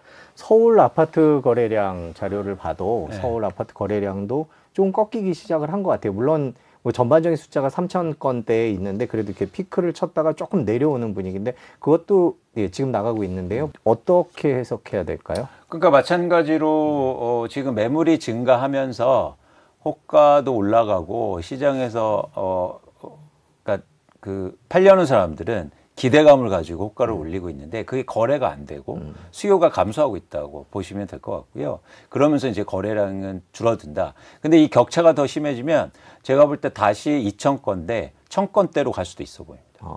네. 그러면 이제 또 거래 가뭄이 시작되는 거죠. 그 최근에 그런데 이제 나오는 거는 강남 지역 얘기가 조금 많이 나오는 것 같습니다. 아무래도 딴 지역보다 강남 지역이 가격이 더 오르거나 아니면 덜 떨어지거나 이런 분위기가 있는 것 같은데 양극화 얘기가 기사에 많이 나오는데 이런 움직임은 계속될 거다 이렇게 보세요. 강남을 여러분들이 잘 보셔야 될 게 강남에서 최근에 송파구의 흐름이 굉장히 빨랐죠. 네. 송파구가 가장 많이 가격 상승률이 컸는데요. 그 이유는 가격이 많이 빠졌기 때문이에요. 그러니까 많이 빠진 지역이 많이 올랐다. 그런 측면에서는 여러분들이 뭐 계속 오르면 제가 할 말은 없겠지만 네. 사실 많이 빠진 게 회복세가 빨랐다라는 차원에서는 네. 이런 상황이 지속되긴 좀 힘들다고 보고 있는 거죠. 그래서 흥미로운 건 뭐 지금 강남이 더 빠르게 올라갔다 이런 말씀 하시는데 그건 이유는 뭐냐면 많이 빠졌기 때문이다. 네. 그걸 같이 보셔야 된다. 만약에 강남이 하나도 안 빠지고 송파구 아파트가 하나도 안 빠졌다면 이렇게 오를 수가 없다는 겁니다. 그러면 최근에 이제 8월 전국 아파트 매매 가격 지수에 대한 기사가 하나 있습니다. 네. 요걸 가지고 최근 흐름을 조금 볼까요? 8월 아파트 매매 가격 지수 오름세 유지, 상승폭은 주춤. 직방에서 나온 기사인데요. 전반적으로 오르고 있는 상황인가요? 지금도? 실거래가를 보면 일단 올랐는데 다시 떨어지고 있습니다. 실거래가. 근데 이건 지수니까요. 네. 지수가 어떤 특징이 있냐면 대부분 최근에 시장의 분위기를 설문조사를 기반해서 네. 지수를 만들어내거든요. 네. 그러니까 사실은 시장의 분위기를 그냥 파악해서 이렇게 기표하다 보니까 지수가 어느 정도 뭐랄까, 그러니까 실거래가를 쫓아가지 못하는 특성이 있어요. 그런데 오히려 지금 실거래가는 뭐 계속 오르지 못하고 있고 일부 지역엔 다시 조금씩 하락하고 있는 걸 보여주고 있는 거죠. 그런 측면에서는 최근까지 상승했던 가격이 지속되기는 좀 힘들고 이런 상황에서 말씀드리지만 매물이 다시 증가하면 그러면 가격이 다시 떨어질 가능성도 높지 않느냐 보고 있습니다. 올 하반기 가격은 어떻게 움직일 거다라고 전망하세요? 지금 이 상황에서 지금 약간 애매한 상황이 계속되고 있는 거죠. 그렇죠, 그렇죠. 지금 이제는 되게 변곡점일 수도 있는데, 저희가 이제 시장을 예측할 때는 최근의 변화 원인을 통해서 파악하잖아요. 그래서 다시 한번 말씀드리지만, 최근의 시장의 가장 큰 변동 원인, 즉 가격을 올린 그 수요가 주요 원인이었는데, 실수요가 거기에 기반돼 있었거든요. 근데 가격이 다시 오르니까 실수요가 줄어듭니다. 실수요가 줄어들면 어떤 현상이 일어나냐면 가격이 더 이상 못 올라가면서 거래량이 줄어들게 될 거예요. 그래서 아까 저희가 7월도 보여드렸지만 제가 볼 때 뭐 8월, 9월, 그 다음에 10월, 11월 이렇게 거래량이 굉장히 빠르게 감소할 가능성이 커 보여요. 그런데 그 상황에서 매도 물량이 증가하잖아요. 네. 그러면 이제는 집을 내놨는데 거래가 안 된다? 그러면 물어볼 거 아닙니까? 왜 우리 집 안 팔려요? 그러면 이 가격에 살 사람이 없습니다. 네. 라고 얘기할 테고 그러면 이제 조금씩 호가를 낮추게 되겠죠. 그렇게 되면 거래량 감소 이후에는 최근에도 이제 비슷한 모습인데 거래량 감소 이후에는 다시 실거래가가 떨어지는 그런 모습을 보여지고요. 그게 좀 빠르면 12월부터도 가능하지 않을까 생각을 하고 있습니다. 내년 이제 또 1분기가 좀 폭이 커질 수가 있죠. 하락폭이요. 네. 그러니까 뭐 사실 내년 이제 총선도 영향을 미치겠지만 어쨌든 그런 것도 배제하더라도 이런 최근의 시장의 분위기를 보면 그럼 또 내년 1분기 뭐 2분기 때 가격의 하락폭이 좀 더 커지는 그런 상황으로 예측하고 있습니다. 그 집값을 전망하는 데 있어서 전세값도 중요한데요. 저희 전세값 자료를 주셨는데 네. 최근 전세값 움직임은 어떻습니까? 전세 가격도 마찬가지로 올랐는데요. 여러분들이 이제 지표를 보실 때 중요한 게 뭐냐면 그러니까 엄청 떨어지면 이게 조금 올라도 오르는 것처럼 느껴지잖아요. 네. 근데 특히 전세 가격은 좀 다르게 보셔야 돼요. 왜냐하면 월간, 주간 전세 가격은 중요하지 않습니다. 2년 전하고 비교해야죠. 2년 단위로 계약을 하니까. 그렇죠, 그렇죠. 그래서 예를 들어서 우리가 이게 되게 아이러니하잖아요. 그냥 한번 생각해 보세요. 역전세 문제가 최근에 없어졌다. 전세 가격이 월간으로 올라서 이게 논리적 연관관계가 있습니까? 아니죠. 네. 역전세라는 건 개념이 뭐냐면 2년 전 가격보다 어떻게 되냐는 거잖아요. 월간으로 하는 게 아니라 이거는 완전히 틀린 얘기예요. 그러니까 이런 것조차 이제 혼동하고 있다는 거죠. 네. 그런데 실제로 한번 볼까요? 네. 이건 뭐냐면 이제 그래프를 보시면 이건 송파에 실제로 한 아파트에 일종의 2년 차이로 계약하는 네. 그러니까 우리가 그 2년을 갱신하잖아요. 계약갱신 청구권을 심지어 사용한 물건들의 전세 가격을 2년 전과 비교한 겁니다. 그러니까 전세를 갱신하고 연장하는데 2년 전 가격보다 어떻게 됐는지. 네. 근데 지금 보세요. 계속 마이너스잖아요. 밑에 쪽에 있는 거요. 그렇죠. 네. 그렇죠. 이게 위에 있으면 그거보다 가격이 올랐다는 건데 계속 지금 집주인들은 돈을 돌려주고 있어요. 일부 폭은 조금씩 네. 최대 폭은 줄고 있지만 오히려 양은 많아지지 않습니까? 네. 그렇죠? 그래서 훨씬 더 지금 역전세는 지속되고 있는 거예요. 그런데 저게 월간으로 전세 가격이 올랐다고 역전세 문제가 없어졌다? 저는 그거는 사실 근거 없는 얘기고 논리적인 연관성이 없다는 거죠. 그러니까 전세와 관련돼서는 지금 현재 가격 상황이 살짝 오르긴 했지만 그거는 큰 의미는 없고 2년 전이랑 비교를 해야 된다. 그렇죠. 그 말씀이신 거죠? 그렇습니다. 그래서 2년 전과 비교했을 때 다시 한번 요 그래프도 보셨으면 좋겠는데 네. 저희가 2년 전, 그러니까 보시는 것처럼 점이 최근에 올라가긴 하죠. 네. 이게 전세의 실거래 가격을 점으로 다 찍어드린 거예요. 네. 올라가긴 하는데 중요한 게 뭐냐면 2년 전 가격이 더 많이 올랐잖아요. 네, 여기는요. 그렇죠. 네. 그래서 저 물량들이 계약 연장에 들어갈 때 저 격차는 계속 존재한다. 네. 격차가 일부 줄긴 하지만 역전세 문제는 계속 노출돼 있다. 그래서 뭐라 할까요? 저게 어떤 시장에 미치는 영향도 저희가 관심 있게 봐야 된다는 겁니다. 정부가 최근에 그렇지 않아도 공급 문제에 신경을 많이 쓰는 것 같은데요. 국토부가 하반기 주택 공급이 뭐 어떻게 되겠다, 2년 뒤에 어떻게 될 것 같다, 1년 뒤에 어떻게 될까 이런 얘기들이 많이 나오는데 최근 공급과 관련된 움직임은 어떻게 이해를 해야 될까요? 그러니까 이게 네. 재밌는 게 뭐냐면 이게 계속 반복되더라고요. 네. 그러니까 결국은 제가 뭐 부동산 한 20년 동안 보고 분석해 왔는데 이게 똑같아요. 옛날하고 이 흐름이. 그러니까 왜 이런 현상이 벌어지냐면 한국은 기본적으로 아파트 분양을 민간이 90%에서 80% 이상을 합니다. 민간 건설사가. 네. 그러면 최근처럼 미분양 증가하고 가격이 안 좋으면 건설사들은 어떻게 해야 되나요? 공급을 줄이는 거예요. 아니 돈을 못 버는데 어떻게 공급을 계속해요? 그렇죠. 과거에도 보면 그래서 시장이 안 좋으면 공급이 줄어요. 그래서 시장의 변동성을 일으키는 건데 어쨌든 이건 굉장히 어쩔 수 없을 뿐만 아니라 자연스러운 현상이다라는 거죠. 근데 이거를 정부가 인위적으로 공급을 하게 할 수는 없어요. 그렇잖아요. 아니 미분양을 정부가 사주는 것도 아니고 네. 그리고 건설사들은 쉽게 말해서 내가 지금 분양할 필요가 없잖아요. 나중에 좋을 때 하잖아요. 그래서 가격이 오를 때 분양이 많아지고 가격이 내릴 때는 분양이 감소하고 뭐 그게 인허가나 착공이야 다 똑같은 흐름이라는 거죠. 그래서 이런 어떤 시장의 사이클 차원에서는 불가피한 측면이 있다는 거고요. 근데 이거를 저희가 이제 예를 들어서 부동산 시장을 볼 때 어떻게 판단해야 돼? 이게 중요하잖아요. 네. 이제 제가 볼 때 이제 정부가 노력해도 전 불가능하다. 그 문제를 해결하기에는. 갑자기 정부가 뭐 공공비중을 30-40% 늘리지 않는 한. 그러기에는 또 힘든 거고. 그래서 이제는 그런 가격이 오르면 공급이 증가하고 지금처럼 가격 빠지면 공급이 감소하고 불가피하다. 근데 여기서 이제 어떻게 저희가 시장을 바라보냐. 이 영향이 어떻게 될 거냐 저희가 봐야 되잖아요. 한번 볼까요? 제가 그래프를 하나 더 드렸는데, 네. 준공 물량과 그리고 가격을 한번 비교해 봤습니다. 네. 이게 되게 흥미로운 그래프인데요. 이게 수도권의 아파트 준공 물량이에요. 준공 물량인 건 더 극명하게 일종의 아파트 공급이라고 볼 수 있는 거죠. 네. 그런데 그거하고 막대 그래프하고 선 그래프인 가격과 비교해 보면 사실은 상관관계가 굉장히 낮아요. 오히려 뭐 예를 들면 2008년부터 2013년까지는 공급이 되게 부족했다고 볼 수는 있어요. 네. 그러니까 왜냐하면 이때 20만 호 밑으로 공급이 됐고 2000년대 초반에는 25만 이상까지 공급이 됐기 때문에 네. 공급이 감소했죠. 그런데 가격은 빠지지 않습니까?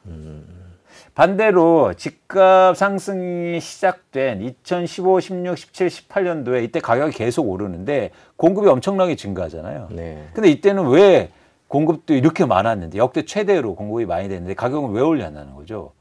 그리고 최근에 보면 들쑥날쑥이에요. 공급이 감소해서 가격이 올랐을 수도 있지만 예를 들어서 지난해에는 준공 물량이 감소했는데 가격은 빠지지 않습니까? 네. 그러니까 저희가 주택 공급에 대한 우려를 하는 건 공급이 부족해서 가격이 오를까 봐잖아요. 네. 근데 가격은 준공이나 건설사들이 짓는 물량하고 다르게 움직이더라. 이걸 보여드리고 싶은 거예요. 이유가 뭐냐면 이제 두 가지인데 첫 번째는 집값은 수요와 공급이 결정하는 거지 공급만 결정하는 게 아니에요. 그래서 공급이 아무리 많더라도 수요가 더 많으면 가격은 오르는 거고 네. 공급이 적더라도 과거처럼 수요가 적으면 가격은 빠지는 거예요. 그래서 수요에 대한 걸 같이 고민해야 된다는 거고 두 번째는 뭐냐면 제가 계속 강조하지만 건설사들이 절대 물량하고 가격하고는 다르다. 그건 공급이 아니고 집값을 결정하는 공급은 매도 공급이라는 거예요. 매도 물량. 네. 네. 그래서 이렇게 단기적으로 집값을 결정하는 건 건설사가 뭐 많이 짓고 적게 짓는 게 아니다. 근데 저희가 심중적으로는 어떤 그 불안감을 갖고 있어요. 네. 건설사가 공급 안 한대. 그 2, 3년 내에 집값 오르겠다. 그러지 않을 수가 있다라는 말씀을 드리는 거죠. 대신 이런 수준이 있습니다. 공급이 안 되잖아요. 그러면 전세 가격은 오를 수 있어요. 그 이유는 집값은 투자 수요가 들어갔기 때문에 사실은 예를 들어서 이렇게 공급이 적더라도 투자 수요가 더 많이 감소하면 가격은 빠질 수 있지만 임대차 시장에서는 투자 수요, 투기 수요가 없잖아요. 다 실수요죠. 그렇죠. 네. 공급도 마찬가지예요. 그래서 실수요와 실공급이 만나는데 건설사들이 아파트를 덜 짓는다는 건 실공급이 감소한다는 거죠. 그러면 실수요는 유지하고 있을 거 아니에요. 실수요는 계속 있으니까. 그러면 실공급이 줄어들면 전세 가격은 상승할 수 있죠. 그래서 정확하게 저희가 얘기하려면 건설사들이 인허가 물량이 줄어들어서 착공이 감소할 테고 그렇게 되면 예를 들어서 3, 4년 후에는 입주 물량이 줄어들어서 전세 가격이 상승할 수 있다. 이렇게 얘기해야 됩니다. 그렇죠. 그래서 전세 가격이 오르면 갭 투자가 증가해서 집값이 오를 수 있다. 이렇게 전개가 돼야 된다는 거죠. 그런데 그 연결고리들이 지금 말씀하신 대로 다 반드시 연결되지는 않더라라는 그렇죠. 게 과거의 그렇죠. 통계라는 네, 말씀이시죠. 그렇기 때문에 좀 더 이제 저희가 엄밀하게 볼 필요는 있는 거고 너무 뭐 걱정할 필요는 없다. 또 네. 하나 뭐냐면 지금 건설사들이 부동산 PF를 130조 원 들고 있는데요. 네. 그건 뭐냐면 공급할 준비가 다 돼 있다는 거예요. 땅을 다 사놓은 거예요. 쉽게 말해서. 네. 그래서 지금 당장 착공이 감소했은 건 안 팔려서지 예를 들어서 어쩔 수 없이 또 분양하는 상황이 올 테고 뭐 절대 공급이 크게 감소하지는 않지 않느냐 그런 생각을 좀 갖고 있습니다. 네. 정부가 부동산 관련된 대책을 또 내놓을 거라는 얘기가 있는데요. 정부의 올해 하반기 물론 내년 총선 얘기를 해주셨습니다만은 이제 하반기부터 내년 총선까지 부동산 정책은 어떤 방향으로 전개될 거라고 예상을 하십니까? 그러니까 정부도 좀 고민스러울 것 같아요. 그러니까 그동안은 규제를 완화한 건 명분이 있었죠. 네. 왜냐하면 집값이 빠졌으니까. 근데 집값이 다시 뭐 오른다고 하고 뭐 이러고 있으니까 과연 규제 완화를 할 수 있을까? 그 지점에서 좀 뭐 사실은 정부의 정책이 한계가 있다고 보고 있고요. 네. 또 하나는 뭐냐면 그래서 이제 공급 정책인데 공급 정책에서 한 가지 좀 우려되는 그러니까 우려될까? 네. 좀 정부가 혹시나 판단을 잘못할 수 있겠다는 생각을 좀 해요. 뭐냐면 네. 아까 말씀드린 것처럼 한국의 주택 공급은 민간이 주로 하는데 공급을 늘리기 위해서는 그러면 민간에 인센티브를 줘야 되잖아요. 네. 그래야 그들이 공급한다고 달려들 거잖아요. 그 인센티브를 주는 정책을 좀 과격하게 할 수도 있지 않을까? 혹시나. 이러면 또 시장이 변동 요인이 될 수 있어요. 예를 들면 민간에 그러면 공급을 늘리기 위해서 최근에도 뭐 더 완화했지만 뭐 재건축 재개발 규제 완화를 엄청나게 해준다든지 네. 뭐 속도를 빠르게 한다든지 뭐 이런 것들이 나와주면 오히려 집값을 일시적으로 올릴 수 있는 그런 또 불쏘시개가 될 수는 있거든요. 그런데 쉽지 않지 않겠느냐 지금 상황에서. 네, 그런 생각은 좀 갖고 있습니다. 이제 국지적으로 변동이 일어나면서 심리를 되게 움직일 수는 있겠죠. 근데 그 심리가 실제로 집을 사는 데까지 연결되긴 좀 힘들어 보여요. 그게 이제 전 대표적으로 지금 청약시장에서 보고 네. 있는데, 그러니까 지금 아주 독특한 현상이 일어나고 있거든요. 그러니까 같은 지역인데 조금 뭐 신축과 비슷한 유통되는 아파트보다 지금 분양하는 아파트가 더 비싸요. 네. 근데 청약이 너무 잘 돼요. 이 가격이면 이 아파트를 살 수 있는데 왜 이런 현상이 벌어질까요? 새 아파트가 좋아서? 아닙니다. 집을 사고 싶은데 돈이 없는 거예요. 쉽게 말해서.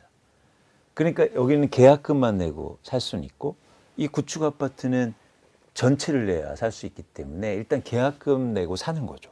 그러니까 심리가 막 돌아서서 무주택자들을 압박하는 건 이해가 돼요. 근데 이 가격을 감내할 만한 돈이 지금 없다는 거죠. 자금 여력이. 근데 신축을 분양받으면 DSR 규제도 안 받고 계약금만 내면 되니까. 그리고 중도금 대출 다 되잖아요. 그래서 언젠간 되겠지. 언젠간 해결되겠지. 그러면서 지금 청약시장이 과열돼 있거든요. 전 이게 전형적으로 한국의 지금 주택의 유효 수요가 없다고 생각하는 거예요. 겁니다. 그러니까 이런 말씀을 많이 하시죠. 어떤 말씀을 많이 하시냐면 강남엔 살 사람이 많아서 사고 싶은 사람이 많아서 강남 집 가면 안 빠져. 고개가 끄덕. 네. 네. 근데 사고 싶은 사람과 살 수 있는 사람은 다른 거예요. 다 사고 싶죠. 근데 사는 사람은 다르거든요. 능력이 있어야죠. 이게 바로 결국에는 일종의 유효한 수요냐라는 건데 지금 한국의 이런 집값의 유효 수요가 떨어지고 있다는 거. 전형적으로 청약시장과 그리고 유통시장에서 이런 이상한 현상이 일어나는 이유이기도 합니다. 네. 그래서 저는 이 가격을 버텨내기가 쉽지 않다 지금. 자산 가격이라는 게 그러잖아요. 누군가 계속 사줘야 되잖아요. 그러면 돈이 있어야 되는데 그 돈이 있는 사람들이 점점 줄고 있다. 결국에는 그러면 수요는 줄게 되고 그러면 집을 투자 목적으로 갖고 있던 어쨌든 집값이 오른 상태에서는 팔려는 사람들이 증가하면 집값이 다시 하락할 수밖에 없는 거죠. 저희가 올해 초에도 걱정을 많이 했던 게 이제 부동산 PF 문제입니다. 최근에 저축은행 부동산 PF 연체율이 1년 동안 3배나 뛰었다 이런 기사도 나왔는데요. 최근 그 부동산 PF 상황은 어떻습니까? 일단 그동안은 만기 연장을 해주고 네. 심지어 이자 후불제까지 적용하면서 이제는 쉽게 말해서 버티고 있다고 전 표현하는데 쉽지 않은 문제. 그러니까 분양이 잘 된다고 하지만 서울과 일부 수도권에 국한된 거고 지방이라든지 이런 지역의 부동산 PF는 굉장히 심각한 문제예요. 네. 심각한 문제는 뭐냐면 그 땅을 비싸게 샀기 때문에 분양가를 높여서 분양할 수밖에 없는데 그렇게 되면 미분양이 되잖아요. 그러니까 쉽게 분양도 못하고 그렇다고 그래서 여기서 자산을 팔고 쉽게 말해서 엑시트하고 싶은데 탈출하고 싶은데 그게 또 여의치 않은 상황이기도 하고 그래서 점점 더 좀 골마가고 있는 거 아닌가 생각을 합니다. 그러다 보니까 정부라든지 당국에서는 이 문제를 어떻게 해결하느냐 이제 관심인 건데 그래서 이제 공급하고 연결돼 있는 거잖아요. 그래서 부동산 PF를 좀 원활하게 풀어서 공급을 좀 활성화시키겠다 이런 얘기들 하는데 쉽지 않다. 네, 네. 그래서 지금 부동산 PF들의 연체료든가 문제는 풀리기에는 쉽지 않다라고 보고 있습니다. 그런 게 전형적으로 어디에서 나타나면 중국에서 일어나잖아요. 네. 중국도 사실 똑같은 거거든요. 그러니까 우리나라처럼 부동산 가격이 막 급등했고 그다음에 그러면서 건설사나 시행사들이 엄청나게 땅을 많이 사놨는데 지금 중국도 아파트가 안 팔리고 있어요. 한국도 똑같이 이제 안 팔리고 있는데 그거의 이제 문제 해결 방식이 좀 다른 거죠. 중국은 회사의 책임을 지우면서 그래서 1위 회사들, 3위 회사들이 부도 위기까지 가지 않습니까? 근데 우리는 그거를 지금 막고 있는 거죠. 근데 그런 것들이 좀 현실화되지 않을까 보고 있습니다. 그러니까 대표님께서는 저희가 올해 초에 우려했던 역전세난이나 부동산 PF 문제 같은 돌발 변수들이 여전히 살아있다 이렇게 보고 계신 거군요. 그렇죠. 핵심으로 보면 그게 일부 어떤 문제가 막 터져나가는 게 미봉한 상황이지 문제의 완전 해결은 아니다. 근데 아까도 보셨겠지만 역전세라든지 2년 전 가격하고 중요한 건데 그거하고도 중요하고 그다음에 말씀하신 것처럼 사실 부동산 PF의 어떤 부도율도 올라가고 있고 연체율도 상승하고 있기 때문에 문제가 해결된 건 아니고 사람들의 관심이 줄어든 거죠. 그렇군요. 자, 바닥론부터 시작해서 실제로 가격도 반등을 했고 매물은 늘고 있고 여러 가지 엇갈린 지표들이 있어서 내 집을 마련하려고 이번에 생각하고 계시는 분들은 참 어려운 시기인 것 같아요. 판단하기 어려운 시기고 그래서 청약에도 몰리는 것 같기도 하고 개인적으로 어떻게 충고를 해주시겠습니까? 내 집 마련 생각하시는. 근데 요즘 여러분들이 이렇게 보시면 일부 지역은 상승했고 하고 있지만 하락한 지역도 굉장히 많거든요. 이미 그 상태에 머물러 있는. 네. 그래서 저는 이제 항상 말씀드리는 게 뭐냐면 부동산은 가격이 빠졌을 때 사면 좋다. 내 집 마련인데. 그래서 여러분들이 이렇게 시장의 변동성이 있을 때 준비를 항상 하셨으면 좋겠다는 거죠. 그냥 무작정 빠질 거야. 더 빠질 거야. 이렇게 생각하는 것보다 여러분들의 구체적 계획들. 그래서 제가 제안하는 방식은 여러분들이 살고 싶으신 아파트, 거주하는 이렇게 리스트를 한번 만들어 보시고 그 아파트들의 최근 거래 흐름과 가격을 보시고 그 가격과 그리고 나 예산과 만나는 지점에 과연 이 가격이 왔으면 예를 들어서 내 집 마련을 할 수도 있는 거고요. 반대로 뭐냐면 그 가격과 굉장히 가격이 다시 올랐고 그러면 다시 또 하락할 수도 있는 거니까 그런 변화를 좀 보시면 좋겠다는 말씀을 드립니다. 내년 1월 얘기를 아까 해주셨습니다. 내년 1월부터는 가격이 더 떨어질 수도 있다. 그럼 내 집 마련 생각하시는 분들은 그때까지 좀 이제 통계들의 흐름을 지켜보는 것도 괜찮을까요?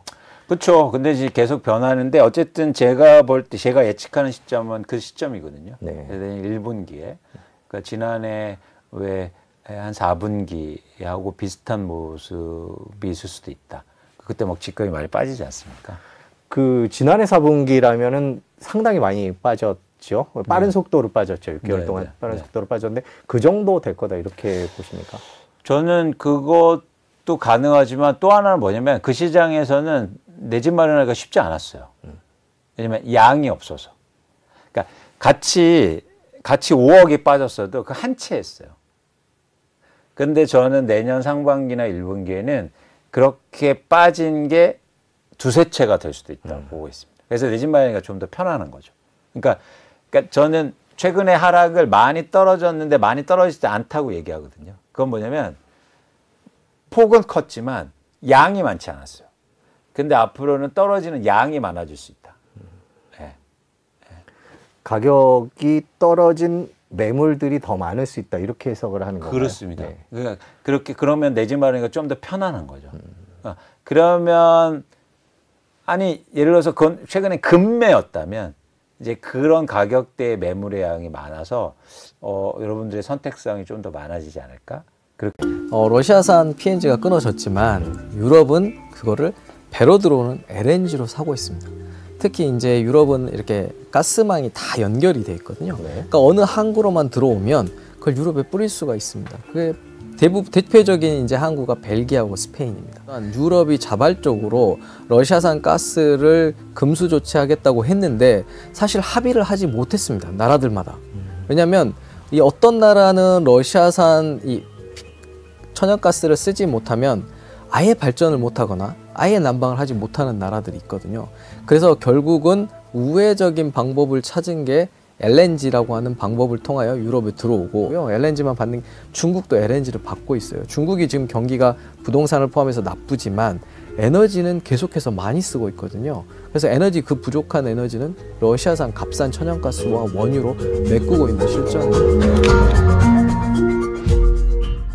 러시아의 우크라이나 침공에 따른 서방의 제재도 불구하고 유럽연합에 러시아산 LNG 수입이 늘었다라는 보도가 있습니다. 지금 나오고 있는데요. EU 러시아산 LNG 수입 급증, 푸틴 주머니에 돈 쏟아 부어라는 비판이 나온다는 보도가 있습니다. 자, 교수님, 저희는 러시아의 파이프라인으로 오는 천연가스가 끊긴 뒤에 유럽은 다른 곳에서 LNG를 수입하는 거 아니냐라고 생각을 해왔고 그런 분들이 많았는데 실제는 그렇지 않은 것 같습니다. 어떻게 보고 계세요? 네, 저는 그렇지 않습니다. 네. 러시아산 PNG가 끊어졌지만 유럽은 그거를 배로 들어오는 LNG로 사고 있습니다. 특히 이제 유럽은 이렇게 가스망이 다 연결이 돼 있거든요. 네. 그러니까 어느 항구로만 들어오면 그걸 유럽에 뿌릴 수가 있습니다. 그게 대표적인 이제 항구가 벨기에하고 스페인입니다. 벨기에하고 스페인이 작년에 같은 기간 동안 40%나 LNG 비중을 늘렸습니다. 그 물량이 어느 정도 되냐면 한 1,500만 톤 정도 되는데 그게 우리나라 사용량의 한 3분의 1에서 4분의 1 사이 정도 됩니다. 그 정도의 물량을 지금 유럽은 러시아산 배로 들어온 LNG로 사고 있습니다. 그러니까 일종의 유럽이 앞에서는 금수 조치를 하면서도 뒤에서는 값싼 러시아산 LNG로 사가지고 자기네들도 전기 생산과 난방에 쓰고 있다는 거죠. 미국이 지금 제재 대상 아닌가요? 그렇게 되면? 그런데 그게 가능할까라는 생각이 일단 처음 듭니다. 제재 대상이라보단 유럽이 자발적으로 러시아산 가스를 금수 조치하겠다고 했는데 사실 합의를 하지 못했습니다. 나라들마다. 왜냐하면 이 어떤 나라는 러시아산 이 천연가스를 쓰지 못하면 아예 발전을 못하거나 아예 난방을 하지 못하는 나라들이 있거든요.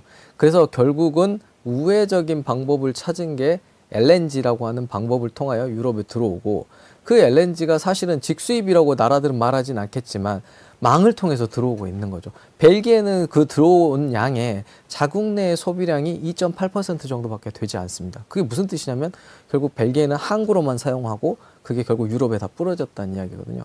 그러니까 우크라이나 앞에서 전쟁을 치열하게 하고 있고 유럽은 그걸 서포트하는 것처럼 보이지만 일종의 전비를 러시아에게 주고 있는 거나 다름이 없는 상황이 되는 거죠.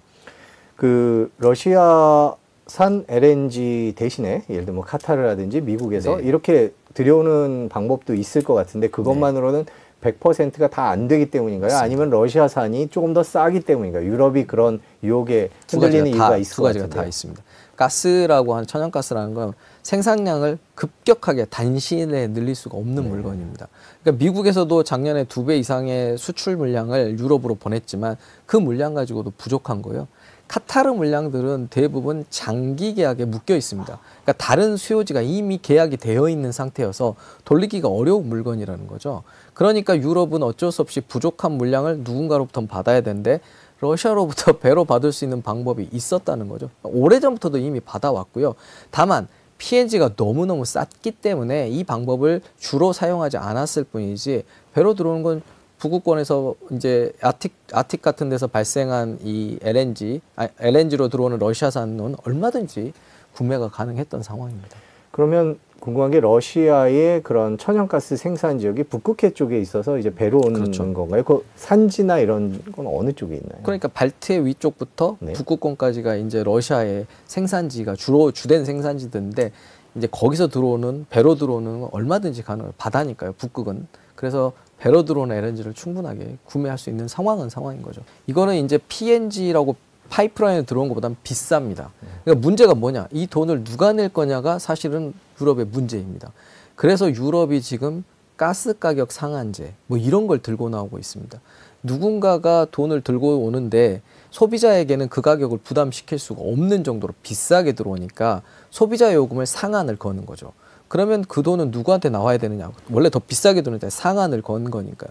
그러면 그건 세금으로 또는 정부가 그런 기금을 만들어서 보장해주는 방식으로 가고 있습니다. 그러니까 세수를 에너지 요금에 쏟아부을 수밖에 없는 상황인 거죠.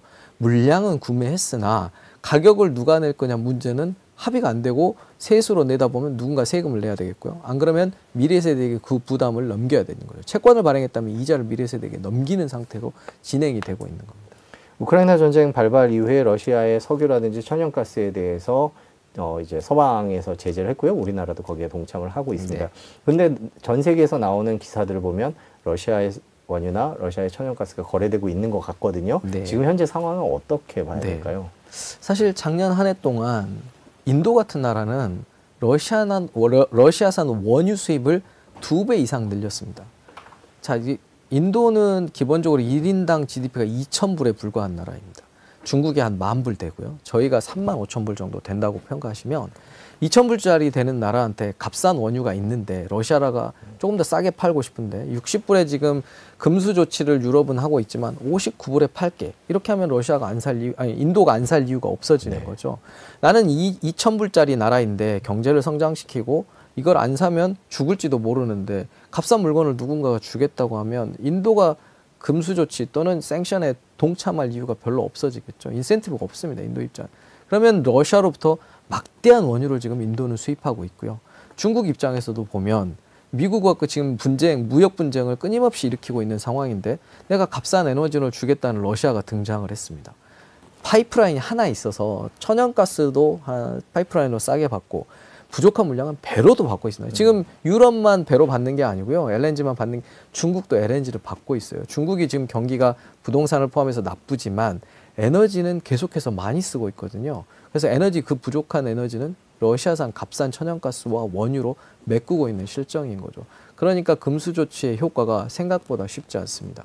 그리고 최근에 이제 사우디하고 러시아가 원유 감산을 발표하면서 유가가 지금 90불을 넘어섰습니다. 그러니까 앞으로는 무슨 일이 발생하냐면 기존의 원유 사업자, 기존의 천연가스 사업자의 경쟁 대상이 없는 상태입니다.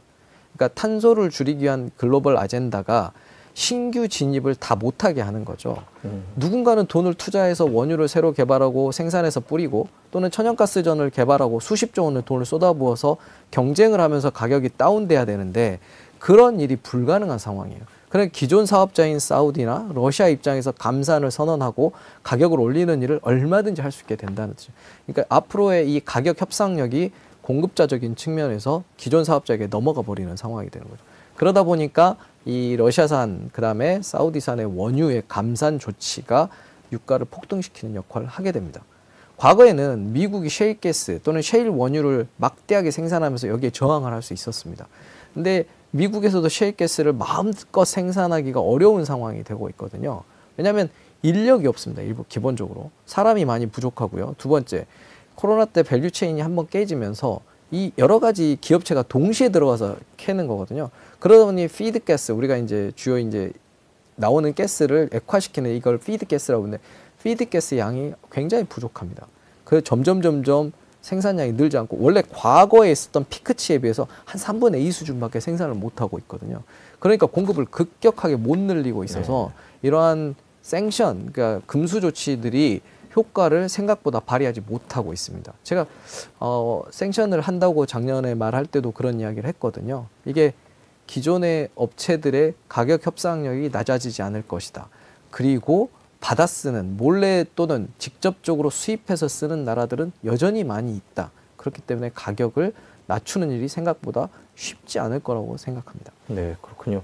지금 러시아의 자원 공급 상황이 저희가 예상했던 거와는 다른 쪽으로 네. 흘러가고 있는 것 같은데 유럽 얘기로 잠깐 돌아보면 독일 얘기를 좀 여쭤볼게요. 독일이 아무래도 러시아에서 파이프로 가스를 가장 많이 받았던 나라 중에 하나인데 최근 기사를 보면 가스 관장 금지 1년인데 독일 가스 수입 5분의 1 감소했다. 뭐 이런 기사는 나옵니다. 뭐 아까 들은 얘기를 생각해보면 어떨지 잘 모르겠는데 독일의 상황은 지금 어떤가요? 가스는 많이 저장이 돼 있는 것 같긴 한데요. 네, 지금 유럽은 전반적으로 이제 올 겨울을 또 대비하기 위해서 한 90% 이상, 93% 정도까지 벌써 이 여름 끝나는 시점에 비축이 끝나 있는 상태입니다. 겨울이 작년에도 굉장히 따뜻했고요. 올해도 만약에 따뜻하다고 하면 이 정도 비축 물량이면 2월 말, 3월 초까지 겨울을 넘기는데 무리는 없을 것 같습니다. 유럽도. 근데 이제 1도 떨어질 때마다 약 한 10% 정도씩 계속 비축을 늘려야 되는 상황이 되거든요.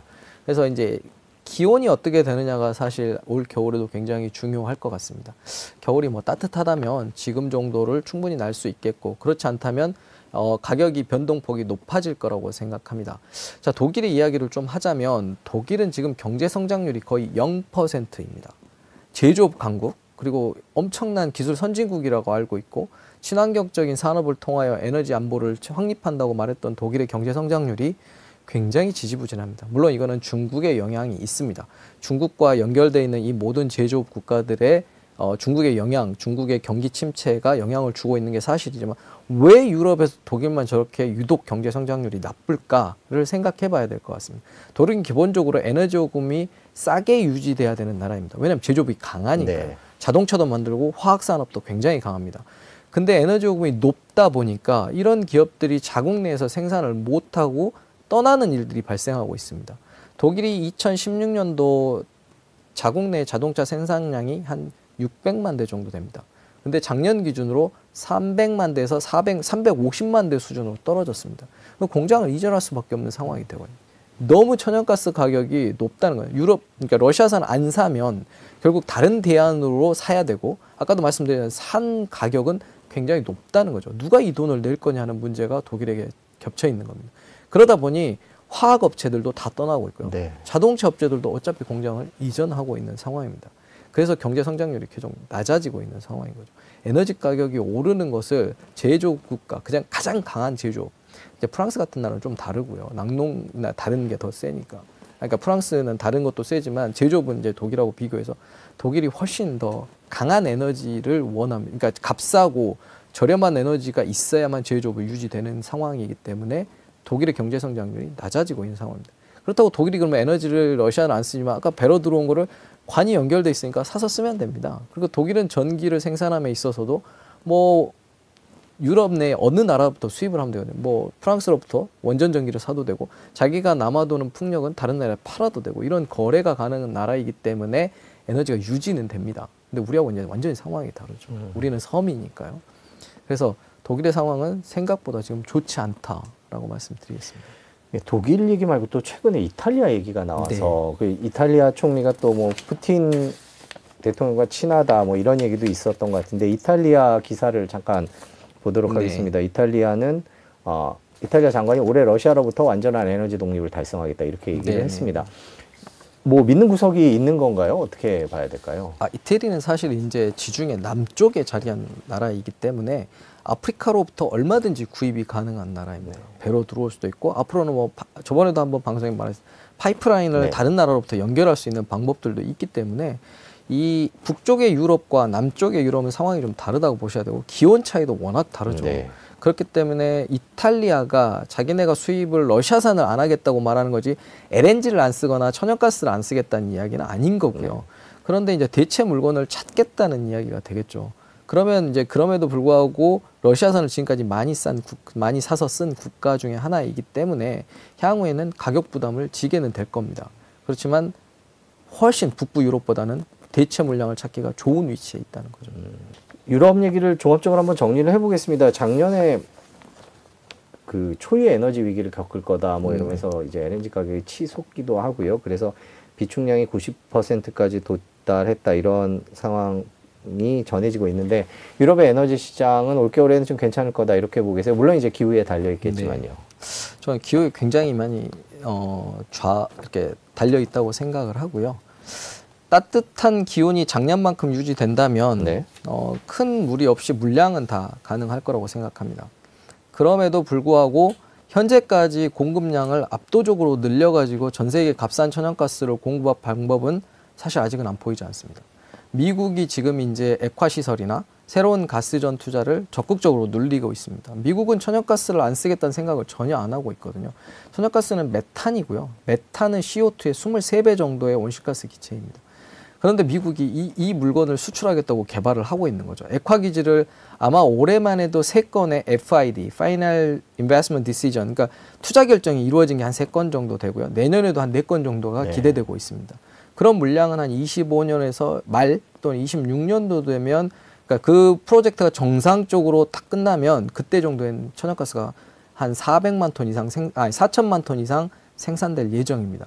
그러면 이제 전 세계 공급에 대한 부담이 좀 줄고 가격도 안정화되는 상황으로 갈 거라고 봅니다. 근데 그때까지는 사실 저희가 리스크에 굉장히 노출되어 있는 겁니다. 우리나라 같으면 전량 천연가스를 외국에서 수입하는 나라인데 작년에 보셨다시피 상방 리스크는 완전히 뚫려 있고요. 하방 리스크는 한 마이너스 20 정도까지 뚫려 있는 상태입니다. 과거에 보지 못했던 변동성, 우리가 이제 주식시장에도 있지만 변동성이라는 게 굉장히 위험한 거지 않습니까? 이게 리스크라고 표현이 될 수 있고 그 변동성에 우리는 그냥 오롯이 노출되어 있는 상황입니다.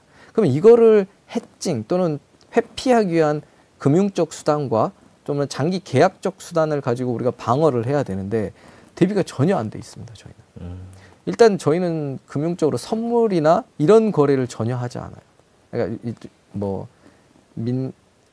가스공사 입장에서는 이런 부분을 조절을 해야 되는데 상당히 어려운 부분이 있습니다. 장기 물량 계약도 원래는 좀 더 했었어야 되는데 시기를 놓친 부분이 있기 때문에 이런 이제 우리나라 가스 시장의 전반적인 플레이어들이 대비해야 될 상황은 뭐냐? 가격 하락을 대비하는 게 아니라 그러니까 가격 상승을 대비하는 변동성을 대비해야 되는 상황입니다.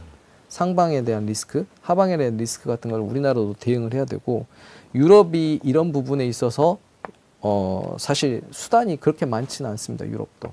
그래서 여러 개 장기 계약을 지금 걸고 싶어 하기도 하고요. 근데 장기 계약을 할 때는 보면 공급자가 훨씬 유리한 계약이 되는 거거든요. 그러니까 지금 독일이 한 건의 장기 계약을 했고 중국이 작년에 이제 이 카타르랑 굉장히 큰 계약을 했는데 이러한 큰 계약을 함에 있어서 수요자한테는 굉장히 불리합니다. 20년 롱텀 계약을 해야 되기 때문에 그래서 이런 불리한 계약을 할 것이냐 어떻게 할 것이냐 계약 구조를 이게 굉장히 중요합니다. 유럽은 지금 이제 여러 가지 액화 기지를 짓고 있는데 그게 다 장기 계약으로 들어가야 되는 상황인데 공급자들은 아주 수요자에게 불리한 계약을 요구하고 있어서 이 공급 계약을 제대로 체결하느냐 마느냐가 가장 중요한 이제 유럽의 앞으로의 천연가스 시장의 핵심일 거라고 저는 생각합니다. 그 여러 가지 공급도 아까 말씀해 주신 대로 뭐 석유나 이런 데는 러시아랑 사우디랑 얘기해서 가격을 올리기 위해서 생산량을 줄이기도 하고 공급 측면에서는 어떤 요인들이 네. 이제 올 겨울에 또 화두가 될까요? 네. 방금 말씀드렸던 것처럼 이제 신규 프로젝트들, 천연가스를 새로 생산할 수 있는 대형 프로젝트들이 앞으로 얼마나 안정적으로 딱 끝나고 생산할 수 있을 거냐 중요합니다. 근데 요즘에 이제 보면 EPC 단가가 이자율 때문에 굉장히 많이 오르고 있습니다. 네. 그러니까 이 프로젝트를 진행하려면 돈을 대출받아서 할 텐데 이자율이 급격히 오르다 보니 이런 프로젝트들이 과연 유지될까? 네. 정말로 3, 4년 뒤에까지 그 돈을 대면서 될까라는 네. 생각들이 꽤 많이 드는 프로젝트들이 있습니다. 그러니까 미국 쪽의 공급 물량이 늘어나야 되는데 아까도 말씀드린 25년 말 26년까지 그 프로젝트가 안정적으로 유지될 것이냐. 펀딩을 제대로 받아서 파이낸스를 해가면서 잘 유지될 것이냐가 첫 번째가 되겠고요. 카타르 같은 것도 지금 가스전을 크게 개발을 하고 있는데 이제 그런 것도 프로젝트가 정확하게 들어오고 그거를 수요자가 계약을 유리한 방향 또는 카타르가 원하는 방향으로 이렇게 계약을 유지시키려고 할 텐데 불공정한 계약들이 많아서 그런 계약들이 잘 될 것이냐. 그래서 공급자들이 안정적으로 이걸 프로젝트를 진행할 수 있을 것이냐의 문제가 있습니다. 방금 말씀하셨던 호주와 같은 사례는 일종의 이제 파업이 단기적인 이슈인 것이죠. 근데 그 파업 뉴스가 나오자마자 하룻밤에 40%가 천연가스 가격이 급등을 했습니다. 그러니까 이 아주 단기적인 이슈, 그다음에 대형 공급처인 호주 같은 나라들의 아주 사소한 건 아니겠죠. 아주 단발성일 수도 있는 뉴스 하나에도 이 시장이 변동성이 엄청나게 네. 늘어났다는 겁니다. 앞으로 우리가 이제 대비해야 될 것들은 가격의 상승도 물론 있겠지만 이 변동성을 어떻게 대응할 것이냐. 근데 단기적 이슈에도 이렇게 오르락내리락 하는 게 저희가 이제 다양한 이제 파이낸셜 비클을 이용해서 대응을 해야 되는 상황이 되는 거고요. 수요적인 측면에서 보면 중국 경기가 가장 핵심일 것 같습니다. 네. 중국의 부동산 경기가 생각보다 좋지 않은 것 같고요. 그게 이제 중국 정부가 지금까지 관치 금융을 해왔는데 금융으로 이걸 과연 해결할 수 있을까라는 의문점이 드는 시점까지 왔다는 거죠. 거기다가 이제 미국과 중국의 어떤 무역 분쟁, 중국이 중국 경기를 어떻게든 자기가 원하는 방향으로 끌고 가고 싶다. 중국이 과거에 일본의 플라자 합의를 통하여 일본의 무역을 제재했던 것처럼 중국의 무역을 미국의 원하는 방향으로 끌고 싶은 욕구 이런 것들이 있어서 결국 중국 수요가 어떻게 되느냐라는 것이 중요할 것 같습니다. 경기가 굉장히 중요합니다. 네. 천연가스라는 게 결국 발전에 쓰이고요. 그다음에 난방에 쓰이고요. 세 번째 화학 산업이나 이런 산업용 원료로 쓰입니다. 그러니까 가격이 막 떨어지면 그러니까 경기가 침체됐을 때는 이 천연가스를 수요가 굉장히 대폭 줄어요. 우리가 2020년 코로나 때도 보셨지만 에너지 가격이 거의 마이너스까지도 네. 가거든요. 그러니까 지금 물량이 이제 경기에 따라서 움직이는데 경기가 정말로 중국 경기가 폭삭 주저앉거나 0%가 아니라 마이너스까지 간다던가 아니면 미국의 상업용 부동산이 지금도 이자율 때문에 문제가 되고 있는데 그런 부동산 경기가 확 꺾인다거나 이러면 이제 에너지 가격도 대폭 하락하게 되는 거죠. 그리고 산업용으로 쓰이는 에너지가 이제 사용이 안 될 테니까요.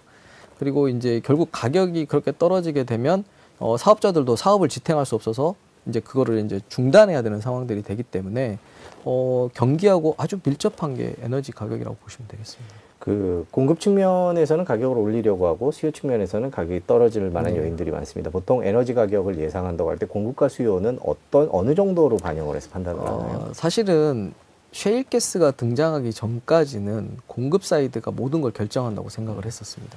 그러니까 그러니까 대형의 이 공급사들 또는 공급하는 국가들이 얼마든지 공급 사이드의 가격을 조절할 수 있겠다. 근데 셰일가스가 나오면서 아니다. 이건 수요 사이드가 가격을 결정하는 거다라는 게 이제 저희가 이제 경제학적 이론의 페이퍼로서 여러 가지 검증을 해왔습니다. 근데 지금 상황은 또 보면 여전히 저는 수요가 굉장히 중요하다고 생각합니다. 왜냐하면 탄소 중립이라는 이슈가 들어왔기 때문에 수요 사이드에서 천연가스를 얼마만큼 쓸 거냐 앞으로 에너지가 전환되는 과정에 천연가스를 정말 버릴 수 있을까? 아니면 더 써야 될까? 라는 상황의 수요가 아직은 미확정이라고 저는 생각하거든요.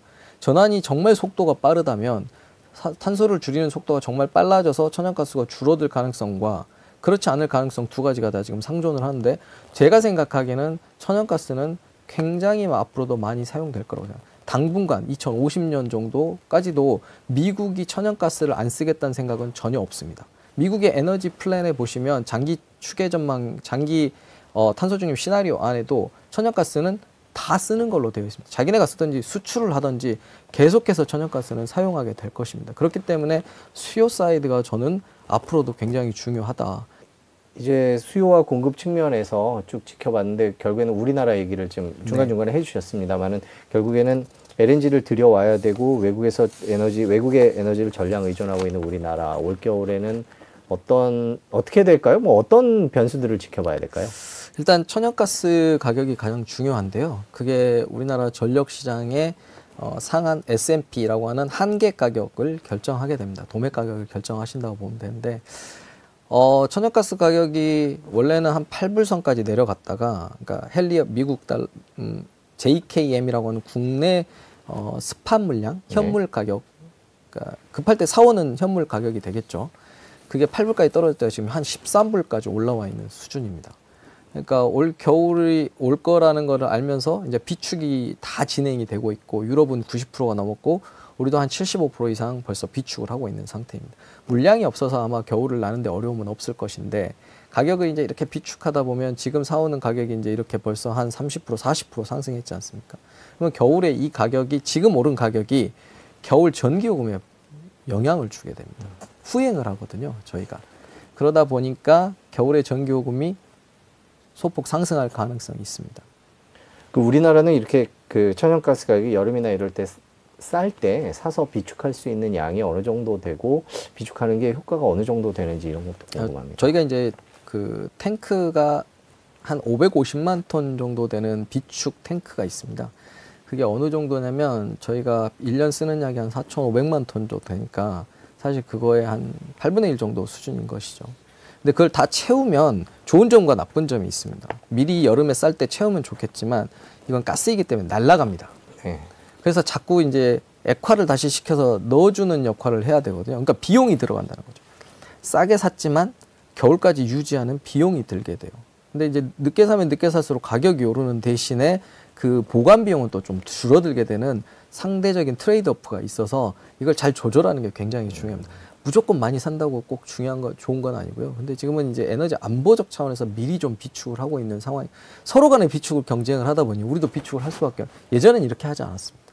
우리가 보통 지금쯤 되면 한 3분의 2 정도만 채우고 있으면 되거든요. 그러니까 3분의 반 정도만 채우고 있으면 됩니다. 과거에 기준. 근데 지금은 이제 3분의 2를 채우고 있는 상황이 돼요. 그러니까 보관 비용은 더 들어가게 되는 거고 여름에 싸니까 좀 더 사올 수 있는 방법이 있기는 하지만 두 가지가 이게 상반된 영향을 주는 게 되는 거죠. 근데 이제 우리나라의 이 에너지 문제는 지금 이제 한전과 가스공사의 부실 문제, 부채 문제, 재무적인 부채 문제가 굉장히 심각합니다. 한전이 작년과 올해 쌓아놓은 이제 순부채가 한 47조 정도 되거든요. 47조를 네. 이게 뭐 애들 껌값이 아니지 않습니까 이게. 누군가는 돈을 내야지 풀리는 문제거든요. 근데 요금을 그러면 얼마를 올릴 수 있을까? 근데 지금 만약에 요금을 낸다고 하면 과거의 사용자가 내야 될 돈을 현재 사용자가 내야 되는 문제가 되지 않겠습니까? 그렇죠. 이게 이해가 되지 않는 상황이 되는 거죠. 그래서 요금을 올려서 이걸 메꾸겠습니다라는 말을 할 수 있는 상황은 이미 넘어가고 있는 것 같습니다. 그러면 이거를 어떻게 해결할 거냐? 누군가 돈을 내야지만 이 문제가 해결될 거 아니겠습니까? 한전은 지금 이자만으로도 매일 79억 정도를 쓰고 있는 상황입니다. 채권을 발행해서 메꾸고 있으니까. 과연 이게 지속 가능한 상태인지 잘 모르겠어요. 올겨울을 포함해서 앞으로 장기적으로, 중장기적으로 우리나라 전기값은 계속 오를 수밖에 없는 구조다. 이렇게 들리기도 합니다. 어떻게 네. 받아들여야 될까요? 그러니까 원자재값, 그러니까 천연가스나 다른 가격이 떨어지지 않는다면 저희는 요금을 올릴 수밖에 없는 상황이라고 보입니다. 근데 좀 올리려면 이제 이걸 올리려면 국민들에게 어떤 또 부담이 되는 상황이 되기 때문에 정치권 또는 이제 정부 입장에서 굉장히 곤란한 상황을 경험하시게 될 거예요. 근데 안 올리면 어떡할 거냐? 대안이 있느냐? 대안이 없죠. 이게 돈 문제라는 게 굉장히 중요합니다. 미룬다고 해서 해결이 된다면 얼마든지 미뤄도 좋겠습니다. 근데 이 미루는 문제는 결국 다음 사용자. 그러다 보면 우리의 자식 세대가 부담을 해야 되는 상황. 미래 세대에게 에너지에